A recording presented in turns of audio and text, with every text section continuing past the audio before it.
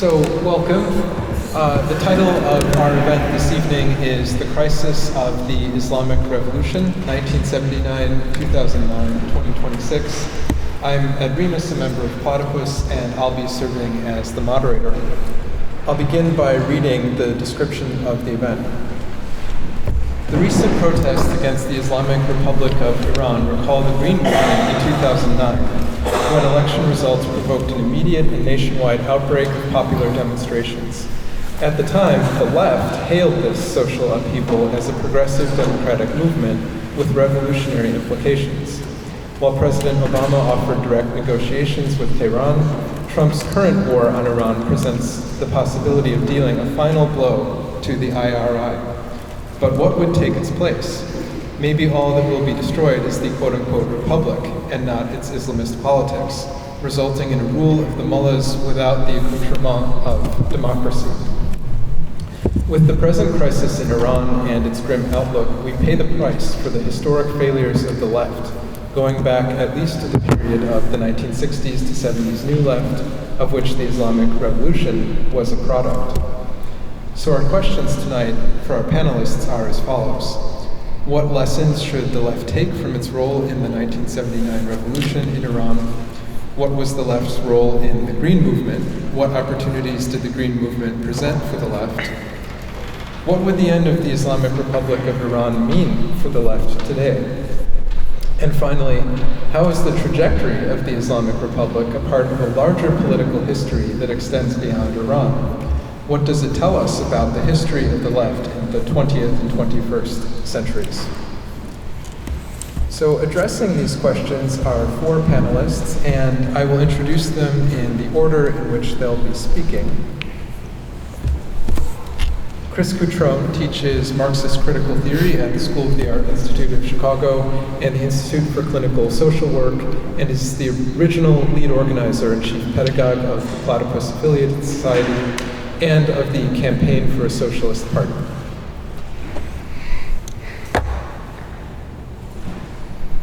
Grayson Walker is a legal professional and political analyst focused on the historical development and present crisis of Marxism.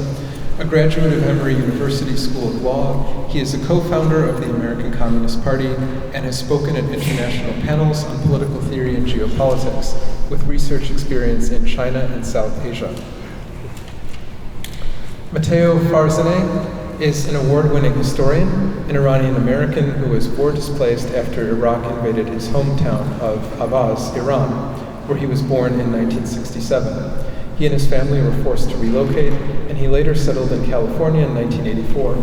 He is a professor and chair of the History Department and the chair of the Political Science Department at Northeastern Illinois University in Chicago. He is also the managing editor of the Encyclopedia Iranica. His historical work focuses on the Iranian Constitutional Revolution and on the Iran-Iraq War, with a particular emphasis on the roles of Islam, women, and gender. Kime is a design strategist focused on social impact and public sector innovation. His work centers on applying human-centered design to complex societal challenges, bridging policy, systems, and lived experience. Tirdad was politically active during Iran's Green Movement and was imprisoned for his involvement. Following the death of Mahsa Amini in 2022, which sparked nationwide protests and global calls for human rights, he co-founded Chicago for Iran, a grassroots human rights advocacy group mobilizing the diaspora to support freedom and justice in Iran. And so now we'll hear from Chris Cutrone. All right. Title of my talk is Trump's Not Regime Change in Iran, Name and Substance. Donald Trump has simultaneously claimed to have achieved a regime change in Iran, as well as disavowed any intention to do so. It has come out that in the lead-up to the current war in Iran, Trump agreed only to pursue prospects for removing the top leadership and the degradation of the Islamic Republic's capacity to wage war. Trump wants not a change of regime, but a behavior of the existing regime. This is modeled on the replacement of Nicolas Maduro by his vice president, Delcy Rodriguez, which left the power structure of the Venezuelan state in place. Trump seeks a similar outcome in Cuba. Trump has proudly declared that he can get along with communists, pointing to Zohran Mamdani, the socialist mayor of New York. He wants not a change of politics, but only of policy from adversaries. The accidental regime change in Iran came not from American but Israeli action. It was Israel, not the US, that killed the prior political leadership, including those Trump sought to negotiate with, as he complained about at the time. And Israel has continued to do so. At the same time, the Islamic Republic and its power structures remain in place. Trump seeks their unconditional surrender to his terms rather than their destruction. But to achieve this, there must be a credible threat that they could lose it all. For Trump, this was the significance of the January protests in Iran. They represented not a potential revolution, but leverage against the existing state. Back then, Trump implored the regime to take the deal, while also promising to protect the protesters, and warning the Islamic State against their repression, which followed on regardless. If the protests set the conditions, this was still not the trigger for the eventual military action Trump took. Steve Woodcock and Jared Kushner judged that the Iranians were not serious about their negotiations, but only stalling for time, as usual. The Iranians said that they would not surrender in negotiations what could not be achieved militarily. Trump has obliged them. Israel presented the opportunity to decapitate the regime, as Israel had done with Hamas and Hezbollah leadership, and Trump assented to it, joining a war that was going to result from the decapitation anyway. Trump chose surprise and radical action to reset conditions, and to immediately offer to negotiate mere days into the campaign. When the Iranians refused to do so, Trump decided to continue the planned 4 to 6 week schedule of attacks to degrade Iran's military capacities. Trump was recently threatening a second phase, broadening the war to include attacks on Iranian essential infrastructure as a further pressure on the regime to capitulate and negotiate.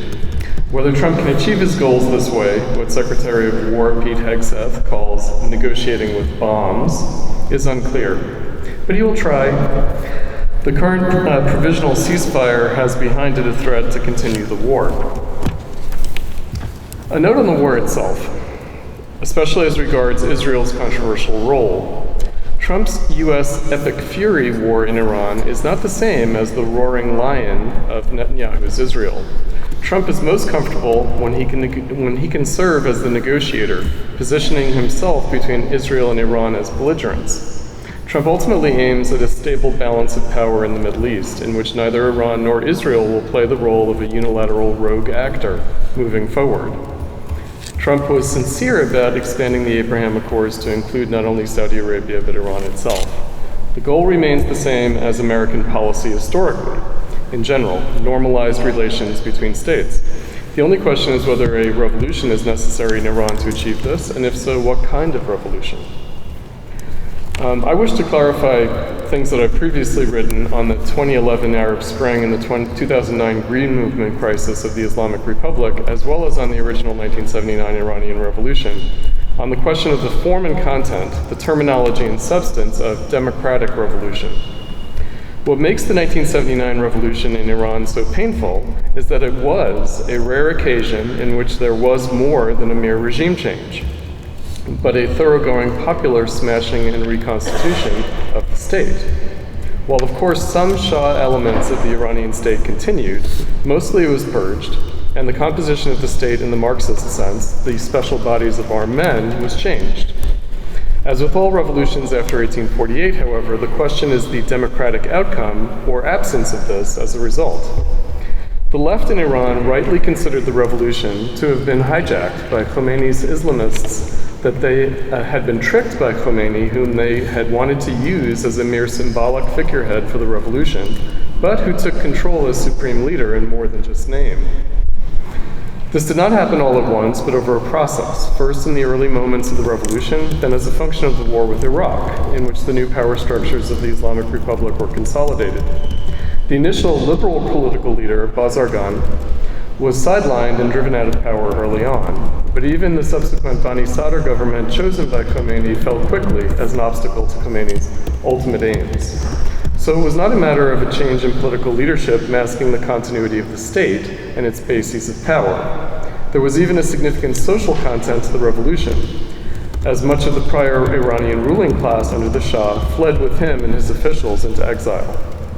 The new Islamic Republic state established in the Iranian Revolution and consolidated and strengthened through the Iran-Iraq War of the 1980s, however, soon exhibited reform impulses in the 1990s, following Khomeini's death in 1989.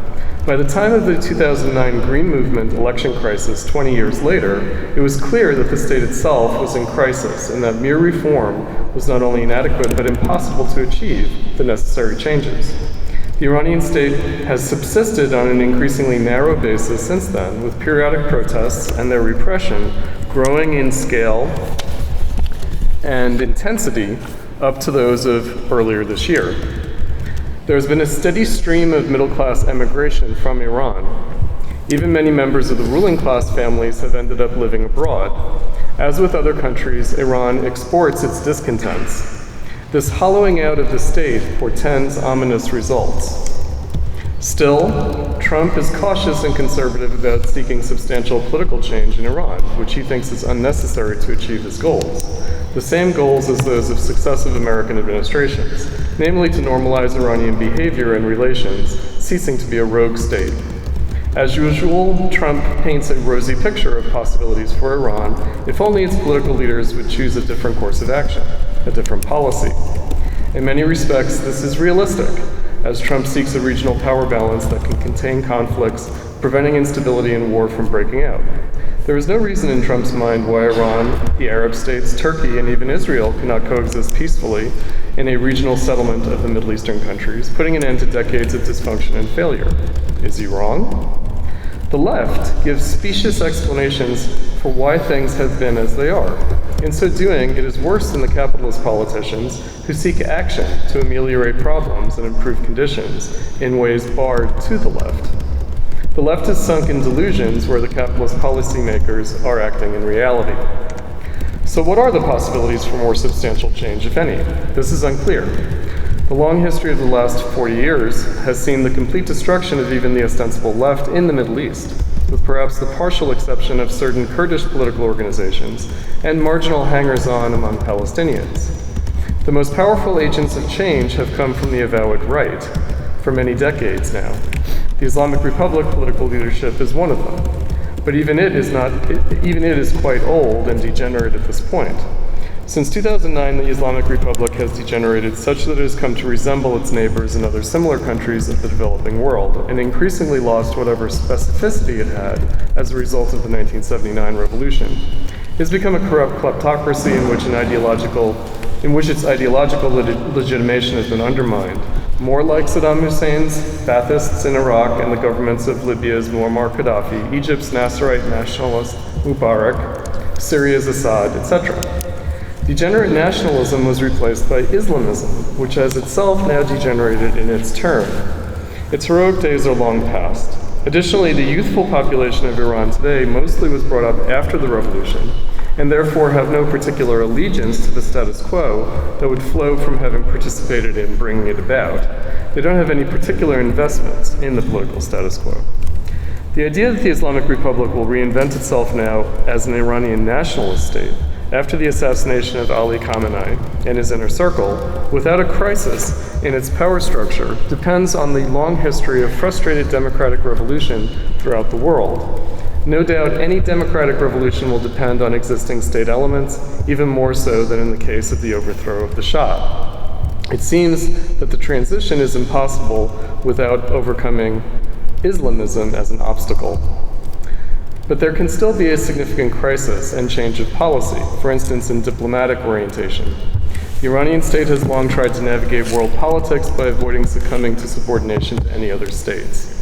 This has seemed tenuous at times, and there have even been crises and humiliating episodes. But Iranian political independence has been preserved successfully for over 100 years. Today, however, it is part of the Russian and Chinese spheres of influence and dependent on them for survival.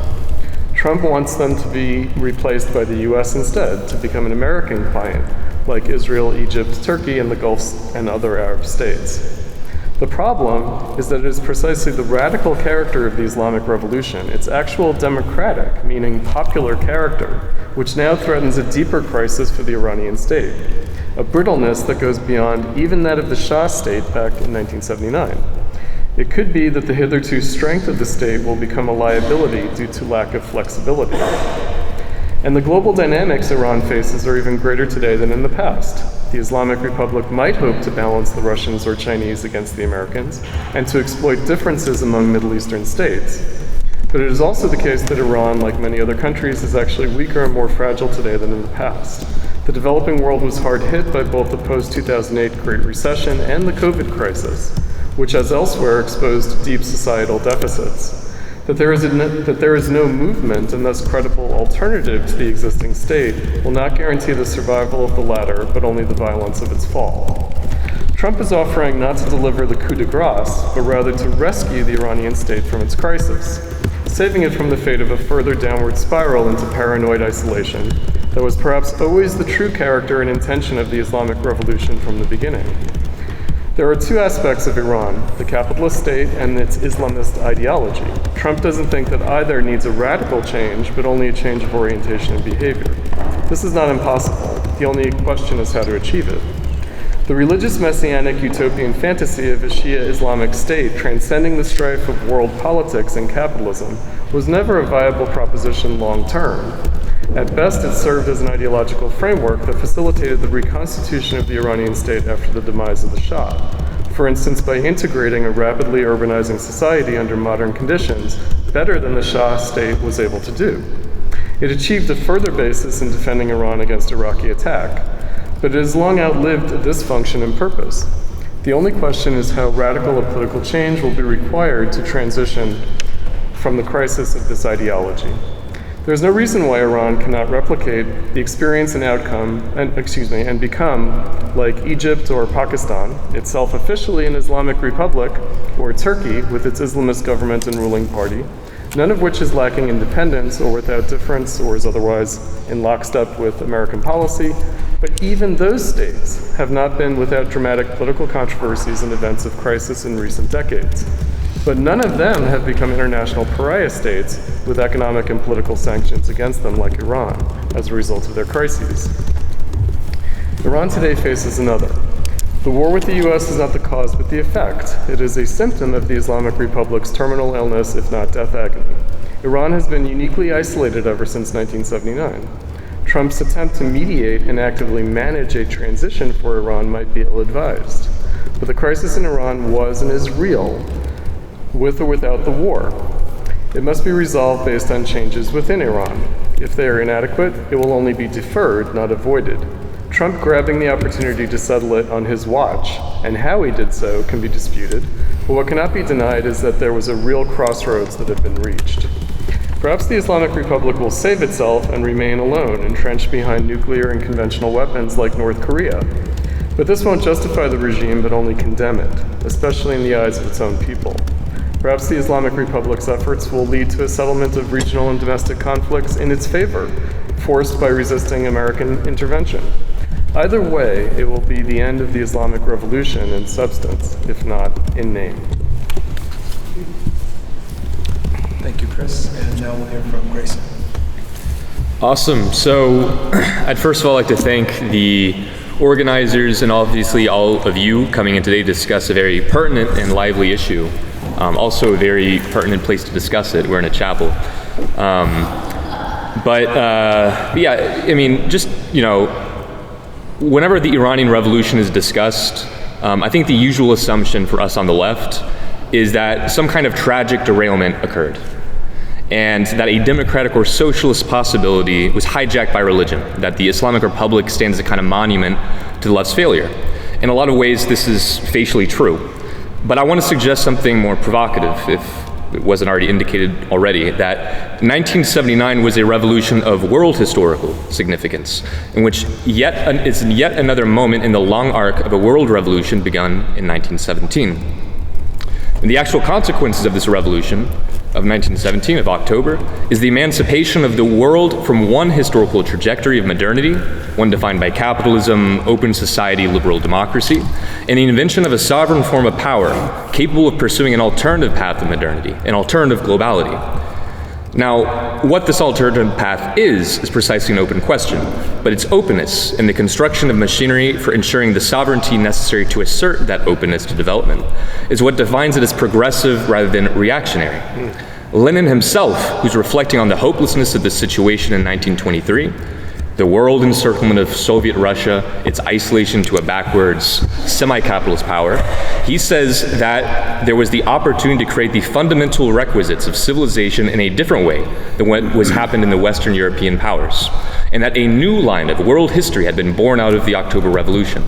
So Lenin's already anticipating in kind of nascent form that the consequences of the October Revolution, it wasn't something that was simply defined, it didn't limit itself at its failures, but it came to define a new civilizational form, a new way of relating to modernity. Now, of course, the Islamic Republic did come at the expense of those elements which, facially, they're direct results of 1917. We know the fate of the Iranian Communist Party, the Tudeh, and the Socialist Revolutionaries. And of course, we also know the dubious nature of a lot of these revolutionaries, like the MEK, which ended up siding with Saddam Hussein, and they're now buddies with John Bolton. But that should be a challenge for us on the left to think through its failure and to meet the moment of 1979, which is a challenge for us, and it should inspire us to learn from it, not just the failures of the left, but also the successes of the revolution, to the extent that it did integrate the revolutionary tradition more broadly within an Iranian context. And the failure of the left in 1979 was, in many ways, it's the failure of socialist and left groups to root themselves in the people in which they were struggling. And this is a question that's directly pertinent for us Americans. Ali Shariati, the Iranian Red Shia revolutionary, he thought that Marxism was economically reductionistic and too dismissive of religion. Tudeh and other socialist groups were unrooted in the civilizational realities of Iran, and they appeared as puppets of another power. And he actually wasn't wrong. Since the 1946 oil crisis, Tudeh supported Soviet-backed separatists in Mahabad and Tabriz, and the communist forces had lost all legitimacy as an anti-imperialist and patriotic alternative. They supported parliamentary motions which would have given the Soviets oil concessions in the north as a solution, seen as not dissimilar, and to be honest, it wasn't dissimilar, from the British-style concessions that were fought by Mossadegh in the 1950s. So Tudeh, the Iranian left's reputation, at least this portion, was destroyed so thoroughly that they failed to even gain one parliamentary seat, even during a period of relative Savak, Iranian secret police at the time, laxity. So when Tudeh began anti-Shah broadcasts from Bulgaria, they were kind of broadcasting in the country, the Soviet Union moved them to Berlin. So they weren't a kind of indigenized, if you want, socialist group. The Iranians saw them as outside of the civilizational context, as foreign, as West toxified. So the reputation as a Soviet puppet party, I don't think is without reason, and this discredited them immensely. Tudeh was a huge part of the 1930s. They were a huge challenge to the Iranian status quo, and they ruined this in one decade, in the 1940s. So it was only natural that the consequences of this, and that the consequential Iranian revolution, would fall to those who did articulate a revolutionary position from an Iranian perspective. And such a perspective would not only ground the revolutionary movement in the concrete reality of Iranian civilization, which dates back thousands of years, but also clarify the object of 1970s revolution itself. And it did so by repudiating the substantialism left over from Second Internationalist Marxism, which had, with very few exceptions, lost the revolutionary essence in Marxism after the Chinese Cultural Revolution. That's kind of the last moment that we have a real cause. People, Che Guevara and Maoist guerrillas. After this, Marxists kind of just content themselves with intellectualizing, with sitting in cafes. But this substantialism of Marxism was the target of Shariati, of this Iranian thinker. And in fact, Heidegger, who was his kind of ideological forerunner he took inspiration from, whose critique of technological reductionism Shariati shared. And this holdover from Second International social democracy, this view it tacitly or explicitly dismissed the natural and even ontological dialectic expressed in Engels' Dialectic of Nature, but also in Marxism, I think, earlier, if you look at Marx's earlier doctoral dissertation. You know, I mean, I don't want to get in as an aside, it's for questions, right? But his dissertation, no one reads it. He's explicitly repudiating the kind of mechanistic materialism of Democritus. He sides with Epicurus, who talks about the swerve between atomic relations, freedom, a gap of freedom which allows us to be independent from determinations by the gods, in the case of the Greeks, but also from a kind of mechanistic materialist universe. So I don't think Marxism is quite compatible with this kind of secularized and mechanistic materialism. It's certainly not reductionistic. So just to ground us more, I think we have to think through, 1979 compels us to think through modernity itself. That modernity is not simply a break from the past and tradition, that modernity is what happens when you're confronted to the 0-point situation and get to negotiate what to do with tradition itself. And, you know, just as Marx had done in his comments to the Narodniks, you know, if we recall his letters to Vera Sasulich, he's telling the Russians who are struggling in a semi-capitalist, if at that time barely, capitalistic society, that they could inherit the past as they wish without replicating every little thing that had to happen for it to develop. So Marx makes clear that Western European line of development isn't exclusive. It's not the one form of world development and world history. And isn't this precisely the kind of negotiation which the Iranians participated with in 1979, both at the level of Islam and at the unique reading of the Shia tradition, which was rediscovered through the interaction of Islamic mysticism and modernity, which was often consciously articulated through a left-wing or even socialistic perspective? So, to sum up, I guess, I don't think it's appropriate to call the Iranian Revolution simply as reactionary. It did integrate the revolutionary tradition, which is, it's universal, it's for all peoples, but it integrated this within the Iranian civilization. It discovered a very thorny road, but a road nonetheless of articulating this revolution within Iran, within Shia Islam, eschatologically motivated Shia Islam. And it began at the expense of imported Western concepts which didn't have space. They couldn't be articulated easily within the Iranian discourse, which was unmoored and alienated from the sense of meaning, which developed in the course of centuries, and whose imaginary words already contained figures filling the brim like Hussein and Ali. So I think I heard a timer, maybe. What's the conclusion of all this? It is to say that Marxists should not naively reject 1979 as the revenge of reaction against a would-be socialist revolution, but as another spoke on the wheel of this revolution begun in 1917. Maybe earlier, maybe we're like Joe and Lyon, we say it's the French Revolution, the consequences we haven't, been brought to heel with, but it is a part of this same modernity. And in some ways, it's rediscovering a kind of sacrality to this revolutionary process, which was otherwise lost in the West. And not just in the West, but in the Soviet Union too, which can no longer compel people with the kind of ideological motivations that it acquired through the revolutionary era and the post-revolutionary Stalin era of socialist construction. So, maybe to end, as an aside, Ayatollah Khomeini sent Gorbachev, it's kind of a factoid, a letter asking him to convert. You can look it up, you can read it.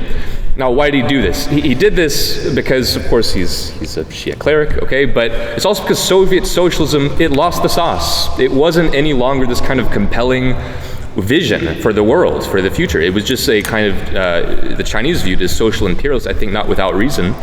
But then China themselves, they'd embraced reform and opening up. At the end of the Mao era, it led to a kind of maybe cynicism in the West for what the revolutionary tradition meant. And this, I think, was rediscovered in 1979. This sense of a kind of sacred and integrative world historical vision for revolution, which Marxism, of course, is the pinnacle of, which it tries to integrate, but it cannot come at the expense of. So, to fight, I think we need to have a horizon that compels people beyond just the satisfaction of base and material desires. We're not just fighting for better material conditions. That doesn't compel someone like Che Guevara to die in Bolivia, right? We're trying to articulate a position that coheres the integrity of human history itself. And this doesn't have one singular Western form. This articulates itself differently in all civilizations. And I think that's a lesson for us to learn. Not to be Shia revolutionaries, but to articulate the revolutionary tradition in an American way, in a way that actually makes sense to people's sensibilities. So with that, I pass the professor. Oh, here. Thank you, Grayson and Matteo. Thank you so much. Thanks, Platypus, for the invite. It's nice meeting Chris and Grayson, and I look forward to hear Dot's comments. So the 4 questions were pass to, I think, all of us, and I try to stay within the time permitted. So the first question asks, what lessons should the left take from its role in the '79 revolution in Iran? So the response to this question requires some contextualization. I think Chris and Grayson have beautifully have made my job a little bit easier, because context is everything for us historians. One of the reasons that I love what I do as a historian, that I get to explore what I have as a hyphenated identity as an Iranian American, meaning I use my profession to answer a critical question about me as a male, straight, war-displaced Muslim scholar, not in any particular order, trying to make sense of things and why the hell am I here? That question becomes more and more pronounced as I get older, and the answers are getting tougher, essentially. So it may be obvious to some that I'm now an Iranian American because of the revolution that changed the trajectory of my country, but it influenced a lot of other people, which was immediately followed by a foreign aggression, the Iran-Iraq war, it was mentioned, and boom, the decision to immigrate and adopt a new country.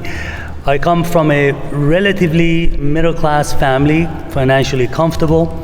My father was a practicing Shia Muslim who always made sure he did his night prayers after sundown before he drank his Johnny Walker. So Iranian society is full of contradictions. So if you want to understand it, you have to appreciate those contradictions because they're wild. They truly are wild.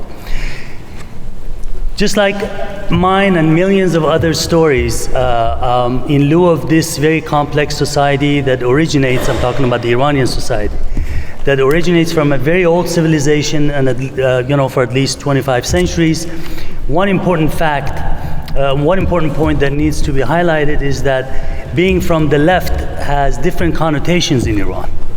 We just don't have one left. If you call somebody chapi, which basically means the leftist, means different things depending where you live, what class you come from, and what your beliefs are, and what you actually read at home. The so-called Iranian left were composed of various leftist ideologies, like it was mentioned, including some Maoists, social democrats, and communists, among others. If we were to take only one of these subgroups to this question, then it would be something like this.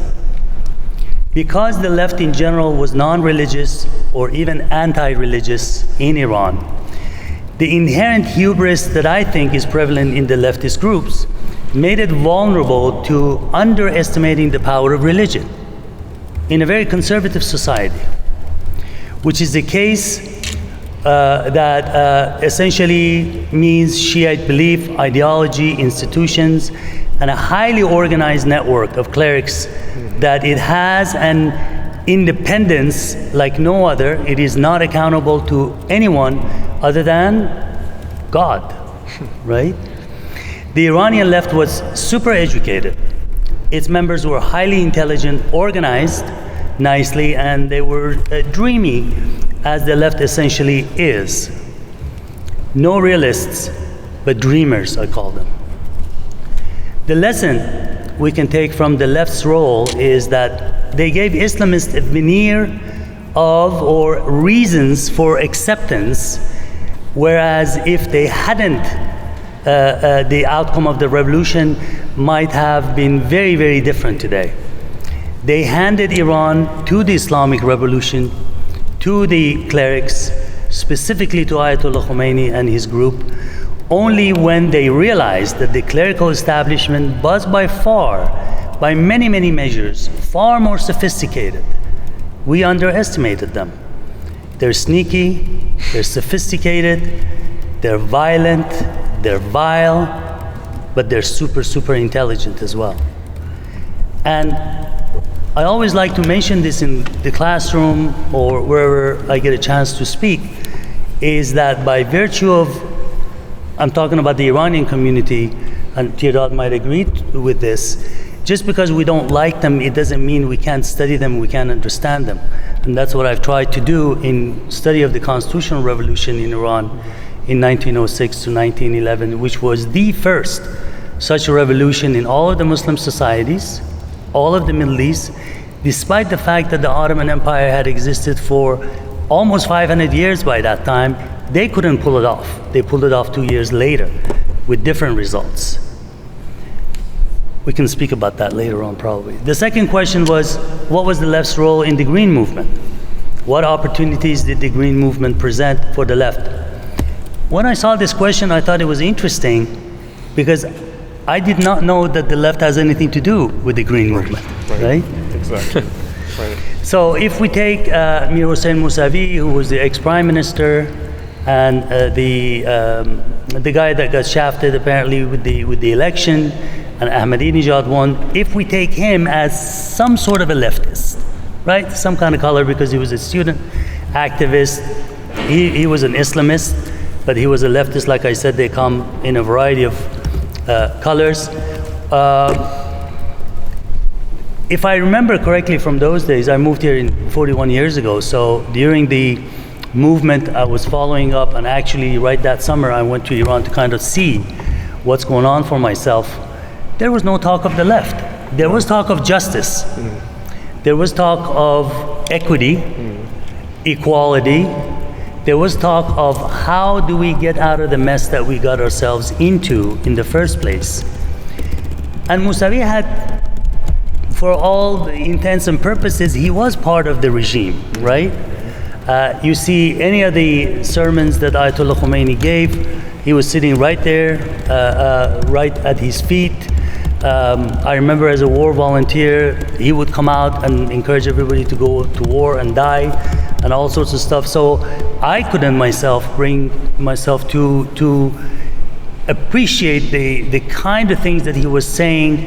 Even some of the leftist friends at that time, they're like, you know, he really means that justice that we all wanted, but now he has a bout of, you know, conscious attack that, you know, how we screwed up. So if we take him on, I think the Green Movement wasn't really affected by left, but maybe some specks of leftist ideology if we consider the idea of social justice in it. But again, make no mistake about it, at the heart of Islamic teachings is this idea of social justice.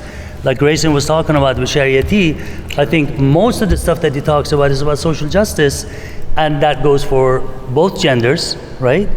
And so I don't know if you want to call it leftist. In Iran, the people that read Shariati, I remember at a very, very young age reading his stuff in middle school, because we came from a conservative background with the Johnny Walker drinking dad and all that. Still, I appreciated the fact that my identity was protected as a Shia Muslim. We were modernist in a way. We liked traveling abroad or traveling within.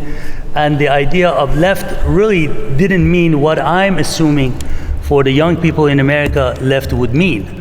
I remember during the revolution in '79, I don't know if you were born at that time, but I remember one day my dad came home and says, you know, these communists, do you know what communist means? I said, I have no idea. He says, Kami means God. Nist, which in Persian means is not, that there is no God. So we cannot actually support such an idea. And I remember my older brother said, well, why don't we talk about this idea of social justice, helping the laborers, and I'm from Ahvaz, so the NIOC, the National Iranian Oil Company, is like very important in the city, in the region, and we would come in contact with not only skilled workers, but also the executive part of the NIOC, and we also saw the inequity that existed, the racism that existed even within NIOC, which was, I would argue, was a tradition that we adopted from the British days when they had set up the British, the Anglo-Iranian Oil Company.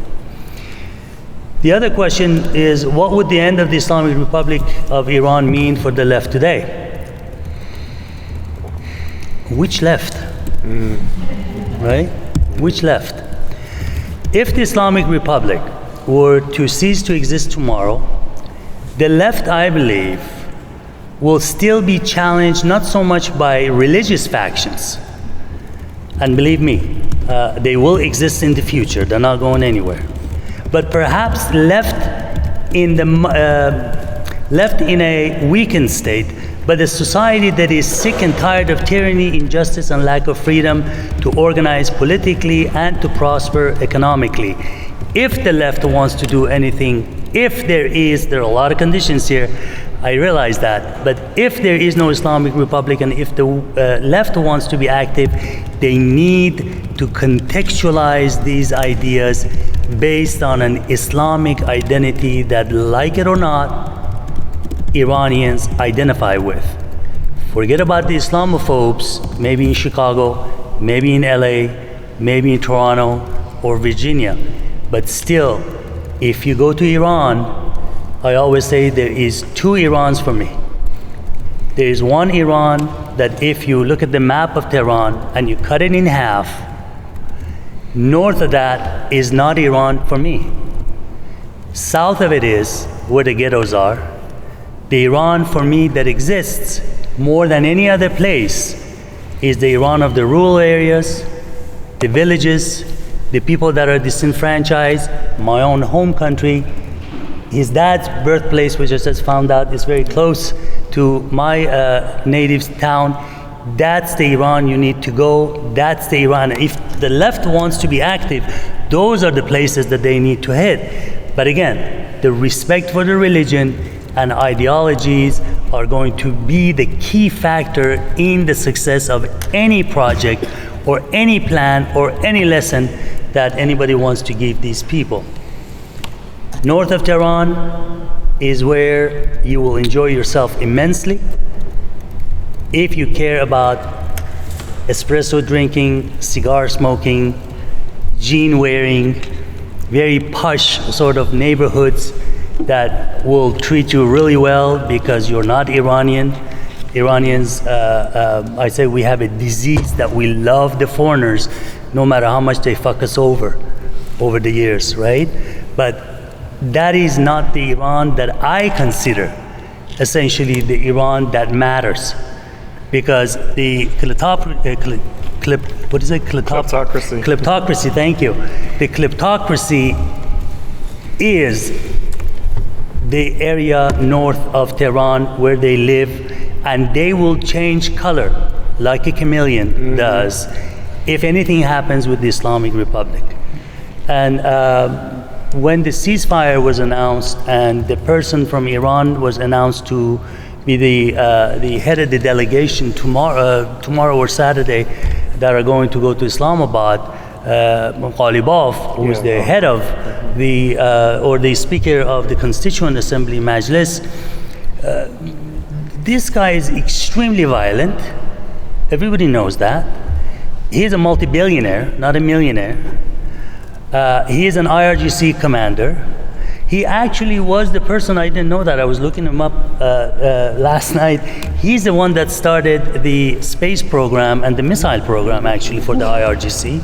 So very apropos, right? Of Trump. Of kind of choosing him. If he survives, if he doesn't get a bullet in his head or a missile doesn't hit him in his home. So that's for that question. How is the trajectory of the Islamic Republic a part of a larger political history that extends beyond Iran? Well, I think we've sort of talked about that, and we can discuss that more. Again, the left needs to realize and needs to be practical, to be realist rather than dreamy. That is, I think, the ultimate failure of the left, and I'm not by any sort of imagination, I'm not a leftist historian in presence of Chris and Ed and others, but from what we've experienced, to be called the left here or in other places. I was talking to Ed a few days ago. I said, whenever I email a leftist, I don't get a response. I have to beg them to respond, because organization is like something that doesn't really come very, very easily. Oh my God. Those things I think matter. If there is any drive for us as much as we want to describe the left to go for social justice, I'm going to stick to that. I think that needs to be thought at, and I'm going to, I think, stop there and maybe get into an engagement later. Thank you, Matteo. Yeah, thank you. I can leave. He said all of the things that I wanted to say. So yeah, I started from the end of his discussion. Actually, I'm talking as behalf of an activist, so I'm not academia. I'm not my background is different. So the problem of left in Iran, as he mentioned, is that it's dreamy and it's not practical. Right now, we are in the middle of a crisis. And I'm managing protests downtown Chicago, and I have problem with both right and left. Oui. So right people, they don't come to the protests because I know why left join. And left people do not come to the protests because they said that these people bringing lion and king flag. And lion and son flag is Lion King is a movie. Yeah, like lion. Obviously, I'm not for this space, but anyway, lion and sun flag is our traditional flag before the revolution. And the left just say that because the right bring this flag, it's not my flag. I don't come to a protest. It is childish. But it's a reality that I'm facing every day. And going back to what Professor Farzan mentioned, you should understand that the definition of right and left is created based on the Western history and Western culture. And when it's come to the Iran, my country, it somehow doesn't fit, and most of the time it has it makes more problem when you want to present and talk about the stuff. So I'm usually try to avoid that because the things are more complicated. For example, when you talk about Shah, when it comes to his political policy, he was far right. He was pro law and order, censorship, everything, Savak, police control the society. But when it comes to the economy policies, he was more lean towards socialist because he was pro free education, healthcare. Actually, our healthcare is so much better than the United States right now, after all of the corruption. So the problem of left not being practical, it was the same before the revolution. So they defined themselves as the source to oppose Shah, not Shah policies. So it didn't matter what Shah did, they were opposing him. But for example, Shah did a land reform. So in the land reform, they took the lands from the feudals, we call it Khan, and gave it to the farmers. Well, it's a good policy. I mean, in concept, he didn't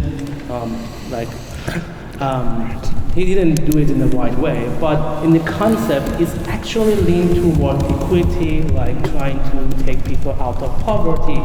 But left opposed it, just because it was run by Shah. And actually, I think the leader of the Tudor said that they are trying to steal our revolution from us.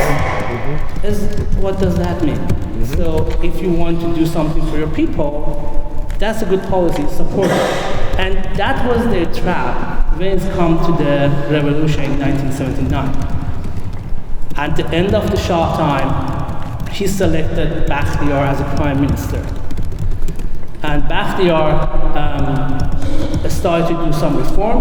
He dismantled Savak. He gave freedom of speech, freedom of assembly. Newspaper were like writing whatever they wanted and publish whatever they wanted. And he was practically and working on creating a free election. So running an election takes time, right? He several times said that we are toward that, but we need a safe society to do the protest. When you are doing this kind of activities, like the wireless activities in the city, I cannot have an election. But the problem of left was because they were doing revolution in sake of revolution. They continue, although they received lots of their demands. They demanded they couldn't even imagine like 6 months before Baghdad. So that's how it ended up to Khomeini. I'm strongly opposed to call that revolution was hijacked by Khomeini. The revolution gave to Khomeini by left because they didn't plan anything for after revolution. They were just doing the revolution in sake of revolution, not creating any networks, any infrastructure, any leadership for after the revolution. This is what they are doing right now. So right now they are just against the Islamic regime and against Pahlavi. And they don't have any. Pahlavi is the son of the previous king, and he's a symbol of right, in my opinion. And they do not do anything to organize, to promote leaders, to promote people that, other people like the society can go around. So that's a problem of they are not practical. About the green movement, I totally agree. I was in the street. I don't know where was left. It was not about left. So it was about, again, when you look at the Iran society and Iran history, it's complicated. Even for us, it's hard to understand. I understand that. So green movement was about right to vote. In my opinion, the biggest achievement of the 1979 revolution was election and vote. I challenge everyone who will not agree with me, just mention one election before revolution. No one remember because none of them care. Just accept the Mossadegh time because coup happened, it was, people know about it. But when we talk about the Iranian history, we call it talking about the Khatami election, Ahmadinejad election, we're talking about Raisi election. Election is important, and people talk about referendum and go back to the ballot to settle down the differences. In green movement, in Iranian election, the system set up everything. It's a theater. We said that we are playing in your game, we're following your rules to achieve our minimum goals. And even with that, Khamenei cheated and chose another person. So that was protest against the fact that we played by you, our rule, and you didn't accept our voice. So it was not about left or right, it was about this is the last thing, that's our last achievement from the 1929 revolution, and we are fighting to have and keep it. And after that, all of our election became honestly meaningless. Right. And so coming back to what's happening right now, what's happened is that, again, because this left and right do not define correctly in Iranian culture, in the social debate, in the social media, Islamic regime now is equal to left.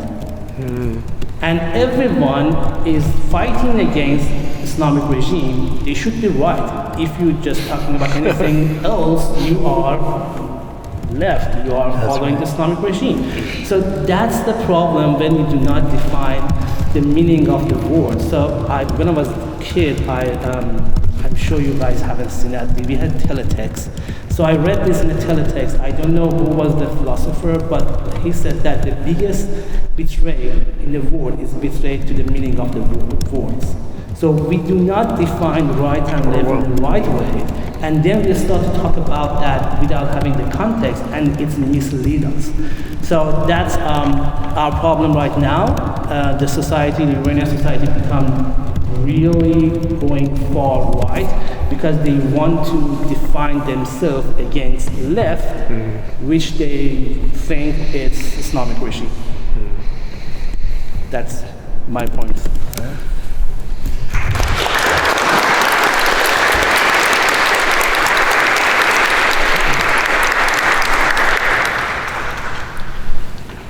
Rashad. And now we will have a response round, and this round is an opportunity to clarify sites of divergence, different points of view, as well as sites of agreement and shared perspective. So first we'll hear from Chris. All right. One thing that I wanted to raise with respect to Grayson's presentation, you mentioned the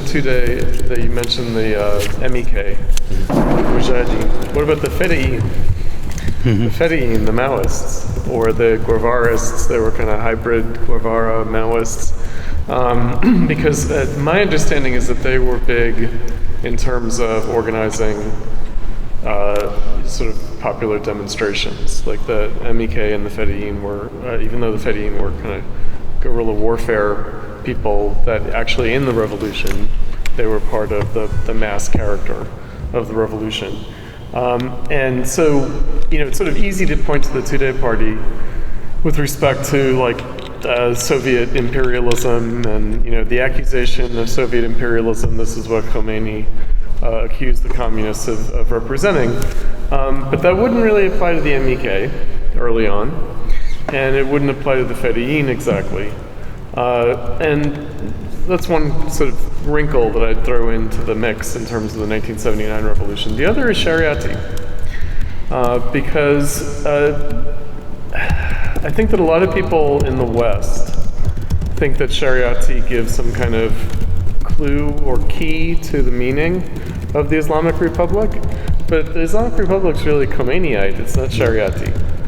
So I think that conflation is problematic. Now, Mousavi was a Shariati student, I think, or acolyte, but then changed, went over to Khomeini. Yeah, so, I think that's the distinction, meaning I do think that there was a content to the 1979 revolution that can't be summarized as merely reactionary. However, Khomeini himself is pretty reactionary. I mean, that's pretty indisputable. And I think that I see a lot of people on the left today in the West who want to give a gloss to the Islamic Republic and say, oh, Shariati, that's how you're going to understand it. I don't think it's accurate. When I studied this history, and Shariati is an interesting thinker. However, I don't think that his vision was realized. I think he was betrayed. I mean, he died before the revolution, but I think his vision is betrayed in the revolution, not realized. That's what I would say anyway. Yeah, so, I think with Ali Shariati, and I pronounce my excuse my barbarian pronunciation with his Iranian, beautiful Persian language, but he, just for context, he died, I think, a year before in 1978. So he wasn't a direct participant of Khomeini's dramatic return and then the actual revolution, but he did play an indispensable role, not just with the intelligentsia of Iran, but also inspiring, I think, a lot of leftists to make common cause with the Khomeiniites and with Khomeinism. As for, I don't want to imply that this was the kind of nucleus of the Iranian revolution was Ali Shariati, but I do think he was profoundly influential. And Khomeini himself, he had disagreements with Shariati, which I think he vocalized pretty clearly, but he also didn't dismiss him outright. Right. And there's a reason for that. And he was very easy to dismiss a lot of these left-wing figures, especially after the kind of treachery of Tudeh and MEK of definitely. And maybe you could say that there's a kind of practical consideration that you want to keep the kind of left-wing figures who are more amicable to the Islamic Republic. But why were they amicable to the Islamic Republic? It's because the project did recognize something that the rest of the leftists were not getting. The other leftists were not able to actually articulate this kind of revolutionary tradition in an authentic Islamic civilizational Shia context. So I agree that Shariati is not the end-all be-all of 1979, but I don't think it would be, I don't think removing him removes the progressive aspects of 1979, which I think Matteo also mentioned. It's real. I mean, Iran is a republic. You can say that, okay, they're under Islamic guardianship, it's theocratic, but they are a republic. They guarantee spots for Jews, Christians, Zoroastrians in their parliament. You can say this is made performative, but it is a real republican state. And I think that this is genuinely connected to the legacy of not just 1917, but also 1789. This kind of Republic of Virtue. 1906 too. And actually, you know, Robespierre says famously that atheism is aristocratic. And he, of course, kind of threw the Herbertist, can't pronounce French either, to the wolves on that basis. And of course, I'm not here to bash people's lack of religious faith, but they are getting at something real that I think leftists have had a blind spot for. And that's kind of what I want to emphasize in my talk, maybe in a convoluted way, I don't know, but that, you know, the left-wing struggle is not about just we're bettering people's material conditions. Right. I mean, that's a technocratic perspective. Right. What actually compels people to fight for a cause, to realize a better world? It's ideology. And it's ideology, and it's able to articulate that ideology in a way that's not antithetical to the civilization and the people that you're talking with. And like, I think Matteo said as well in Turdad that, you know, the Western left and leftist ideas kind of confronted the Iranians as a pure negation. You know, it's just purely negative. And the same negation, by the way, that is at work with U.S. imperialism. And it's no wonder that they're associated in Iran. So that's why I think you have, and I don't know if the professor would agree with this or not, but it seems to me like the objectively more left-wing figures, and by left-wing I mean in this kind of revolutionary tradition, are the principalists. People like Said Jaili, people who are on the quote-unquote conservative right. If you look at Mousavi, if I'm not mistaken, he kind of was the PM during the Iran-Iraq War, state-directed, very socialistic economy, and Ahmadinejad actually, following his election, pursued a kind of limited neoliberalism. So there's some switcheroo here. But Mousavi, yes, you can say kind of renegade, he gave way and gave expression to this kind of pro-Western, they lean on the West too much, institutional legitimacy and also the discourse. And I think that's what has delegitimized our attempts to import a left-wing ideology into Iran. We have to kind of rediscover what this means in every civilization. I've talked too much. Who would I give this to? There you go. So, going back to what Chris commented earlier, I want to open up this discussion of the possibility of again, I'm not a Trump supporter, but I think there is more to the man that meets the eye, and so you need to be a realist when it comes, Right. you know, to him. Right. I don't like the way he talks, his demeanor, everything. Grab him by, you know, all that stuff. But there is something to be said, I think, about Donald Trump, and that is when he says, when he feels it in his bones. You've heard that comment, right? When he feels it in his bones. I believe him, and it's not his bones, actually. When he feels it in his head, as a negotiator, when is the right time to deliver, right? And that makes him a very interesting person. Somebody cannot fool 80 million people to vote for him. Right. If you're stupid. Right. So let's get past this idea of he's horrible and all that stuff. Fine, yes, he's horrible. But at the same time, too, I think, I'm going to make a prediction here. I think we will have peace with Iran. And I think Israel has already been told to calm down. If you follow the news very carefully, I was on Fox on Tuesday night, right when this thing was going on, and they said, they asked something to the effect of, so where are we going with this? And I said, I couldn't say, you know, Trump is wonderful, but at the same time, I'm like, we need to wait and see. If Israel allows for this thing to move forward, then you will actually see a rapprochement, which I think is going to be super, super historically significant. Agreeing with what Chris was saying, IRI is degenerate, but it's going to move to a different kind of being degenerate, right? And if it means, this is my personal opinion, if it means that 92 million people will have a chance to live. And I'm not talking about everybody's going to be allowed to participate in a democracy. I'm not talking about that. To me, to be honest with you, that's not my worry. To me, what's important is that there are no bombs being dropped. To me, it's important that nobody bombs your cancer institute or your pharmaceutical companies. It's important for me that I don't see Iranians as Syrians or Afghans begging Hungarians to pass through with all that atrocity that was done to these communities when Syria had its refugee issue and Afghanistan had its refugee issue. So I will actually agree with Trump when he does this. And again, this has to be personal. It is personal.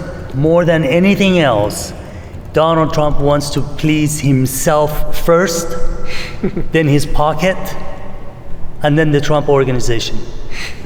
I also, I think it was on January 12th, I was on Fox again and I got a death threat for what I said there. Oh boy. When I said, if Donald Trump agrees, or if the Islamic Republic rather agrees that, okay, let's have peace and we're going to guarantee you're going to have a Trump Tower in Tehran, one in Mashhad, one in Tabriz, one in Isfahan. Let's give the whole damn island of Kish. I'm serious. And you might say, well, what kind of revolutionary is that? Well, I'm not a revolutionary. I'm a realist.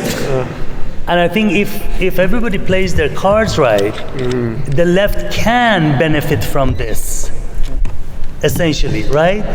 Because with economic prosperity or the idea that you can be hopeful, yes, there is a stifling of political dissent and nobody is going to be able to talk, fine. It's not like it's any better here, right? I have to watch what I say about Israel,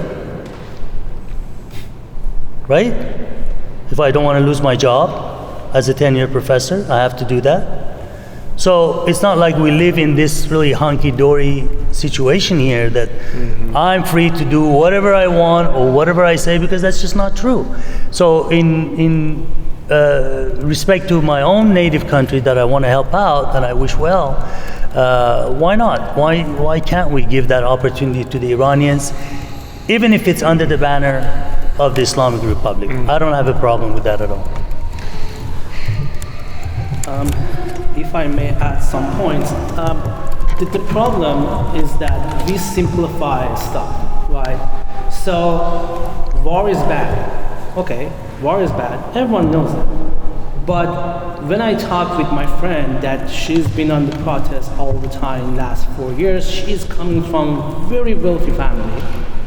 I mean, when I say wealthy family, it means that north of Tehran is more expensive than Hyde Park, London.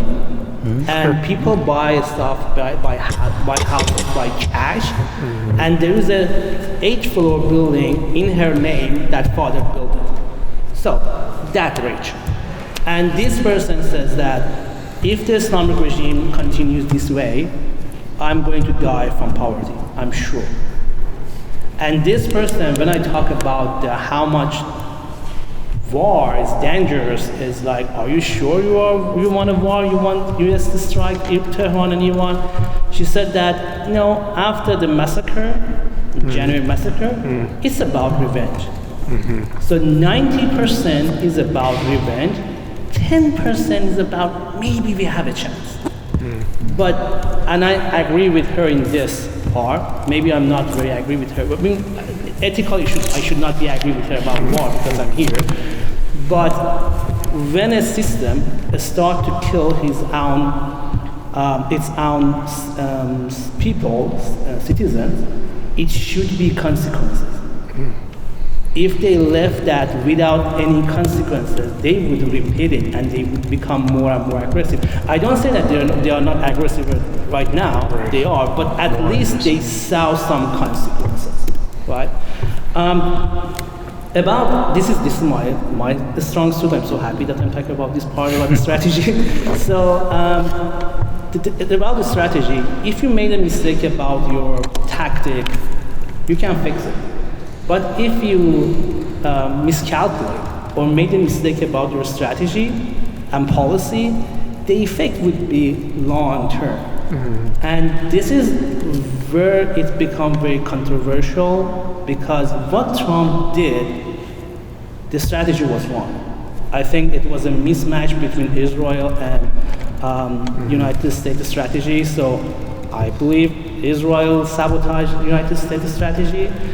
But right now, before this, we never talked about the Strait of Hormuz, and we thought that it's a bluff. I mean, as an Iranian, I thought that it's a bluff. IRGC would never close the Strait of Hormuz. And actually, they didn't close it without what happened. They always bluffed that we are going to sank some ships there and we close it physically. They didn't close it physically. They just made that neighborhood, that area dangerous. So no insurances sold insurance to the ships, so ships didn't pass through. So Hexet said it very beautifully. The strait is open if ROTC let the ships pass. So that's technically true. But right now they are negotiating about a Strait of Hormuz. And if the rumor's true and they want to charge each ship $2 million, that means $90 billion per year for Iranian. And that means Iran suddenly becomes the second richest country in the Middle East, and it became one of the technically superpower because they have a control over 40% of fertilizer of the world. So they control the food chain of the world. And they landlocked 4 countries, Kuwait, Bahrain, Iraq, and UAE become landlocked. Because the only way that they can have access to the open water is through the strait, and it's going through the IRGC.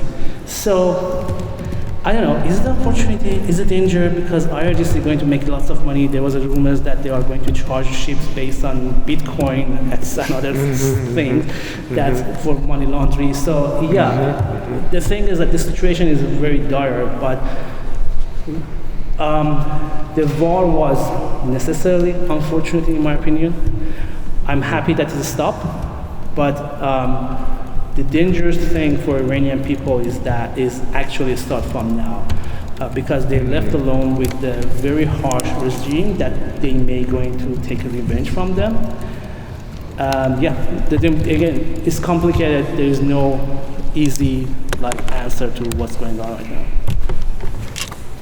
Well, thanks to each of you. Now we'll begin our audience Q&A, and I think we have something to pass around.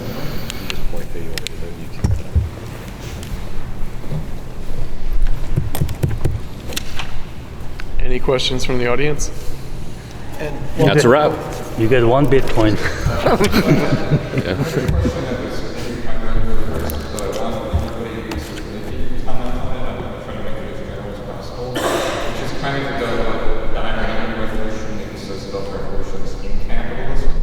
So just to use some of the language we're talking about the encounter of the two-party phalanx and the revolution and Iranian culture. I was thinking, again, I'm trying to make it as general as possible. There's an experience that Barnes and Nichols have of revolutions in their lifetime that, as they say, Napoleon III and Bismarck are executors of 1848, and yet that's also a counter-revolution for them at the same time. And so I simply say this because it would maybe not make sense to them to merely say, is this revolution merely reactionary or merely progressive? And so again, in terms of this question of 1979, it seems like a revolution was basically inevitable, not just because of Iran's specific condition, but the global situation was one of transformation. And so I think that's the kind of question that's being raised today. How do we make sense of this? It's not about, is this merely reactionary or merely progressive? How does actually this pass that maybe Mark saying was dealt with it? Just to generalize it a little bit, I think it's even related to the question about left and right, what these terms mean today. And I know there's a specific thing about who's left here and left there, but even the general ambiguity about the term, I think is related to this phenomenon of revolution and capitalism. So if you could comment on that. Is that to me or is that to everybody? I maybe first to you. Okay. First to you. No, I think it's a beautiful question, because what I wanted to talk about, I think the green movement's very interesting, but like the other speakers, there's a very marginal role of the left wing in it. So I really want to talk about modernity during this panel, and this is a good opportunity. And I think that this is a question that is basically, it's what leftists have been unable to answer, in my opinion, a satisfactory way for decades, if not centuries, in the West. And that's in part because we haven't had our own revolution in the West. The revolutions were realized in the kind of pre-capitalist societies, or semi-capitalist societies, Russia, China, Korea, and so on. So, but I think you can look at modernity. I gave some definition earlier, but modernity is not something. Modernity is itself this kind of revolution that I think socialism is clarifying in some way, because again, the context of Marx and Engels' writing is this kind of social dissolution, which is felt at every level in the Industrial Revolution and in the French Revolution politically, which is the dissolution of substantial social bonds that make life meaningful for people. And I'm not saying it's glorious. I mean, it's peasants and in very precarious situations and so on, but it was a meaningful social life that is being dissolved, and socialism emerges to kind of answer this social question. And I think that the way left and right congealed afterwards in the West, I think these are very useful designations. I even think they're ontological, maybe. But so I'm not dismissing. We are all leftists, that's going to stay. But we need to rethink what that means. Because in Iran, if you're a leftist, most of the time that means tacitly siding with US imperialism. And if you are a quote-unquote, I've talked with some comrades here, people they identify as reactionaries are the people who are fighting for Iranian sovereignty. They're the people who, maybe they have conservative social views, maybe they are people who are deemed as hardliners, but they are people who are at least opening the space for something that is distinctly Iranian, and which isn't something that is just going to make them appendage of this kind of global system. So it was kind of hard for me to hear some of your question. Maybe that answers some of it, but I agree that left and right need to be kind of rethought, especially after 1979. And I think it's a good proof that our traditional ways of conceptualizing this division are in some ways antiquated. Because who can deny today that Iran is not playing a revolutionary role in world history? They have successfully now resisted the preeminent imperialist power, one that during the Cold War was locked horns with the socialist camp. Whether you see this as degenerate socialist camp or not, it was a real division. And Iran is successfully, we can be critical of it, but they have actually navigated this. They fought, they didn't buckle under the pressure in some simple way. So I think, is this reactionary? I mean, it really depends on what you mean. If you define US imperialism as progressive, it is reactionary. And I think that's actually the tacit understanding of most leftists. They tacitly have a Whiggish view of history, where they think that left is identified with this kind of trajectory of liberal modernity. And that I think is the reactionary position. The left-wing position is being able to actually view this as only one form, a specifically European form, that we can't just be imposing willy-nilly on the whole world. It's something that belongs to all people, this kind of revolutionary tradition. So hopefully answers your question. I don't want to give it a stab. Yeah, let me, I feel like left and right, going back to the French Revolution, left means more democratic, right means less democratic. If you look at the left and right on the National Assembly, that's what it meant. It really had to do with, it wasn't a simple matter of monarchist versus Republican. It's really more or less democratic. And I think that socialism historically associated itself with the movement for democracy. Whether in Europe, because Europe was largely not particularly democratic after the French Revolution. France was under a restoration monarchy and then a constitutional monarchy. The question from the audience raised the issue of Louis Bonaparte and Bismarck. And The 20th century has been about this kind of crisis of democracy, whether in Europe or outside of Europe in the developing world. Anti-colonial struggles were largely conducted under the banner of democracy. Right, so the question is the popular character of a revolution that has a culturally conservative outcome. Because there have been, the modern world, modernity, if we look at modernity in terms of the 19th and 20th centuries, this is the era of mass movements. And not all mass movements in the last 200 years have been in a socialist direction. And often there have been popular movements, even democratic movements, that have called for less democracy, in fact. Right, that have called for law and order, that have called for a strong state. Now, you've raised the question of liberalism. So, of course, liberal democracy. And in terms of the Cold War, I'm not sure that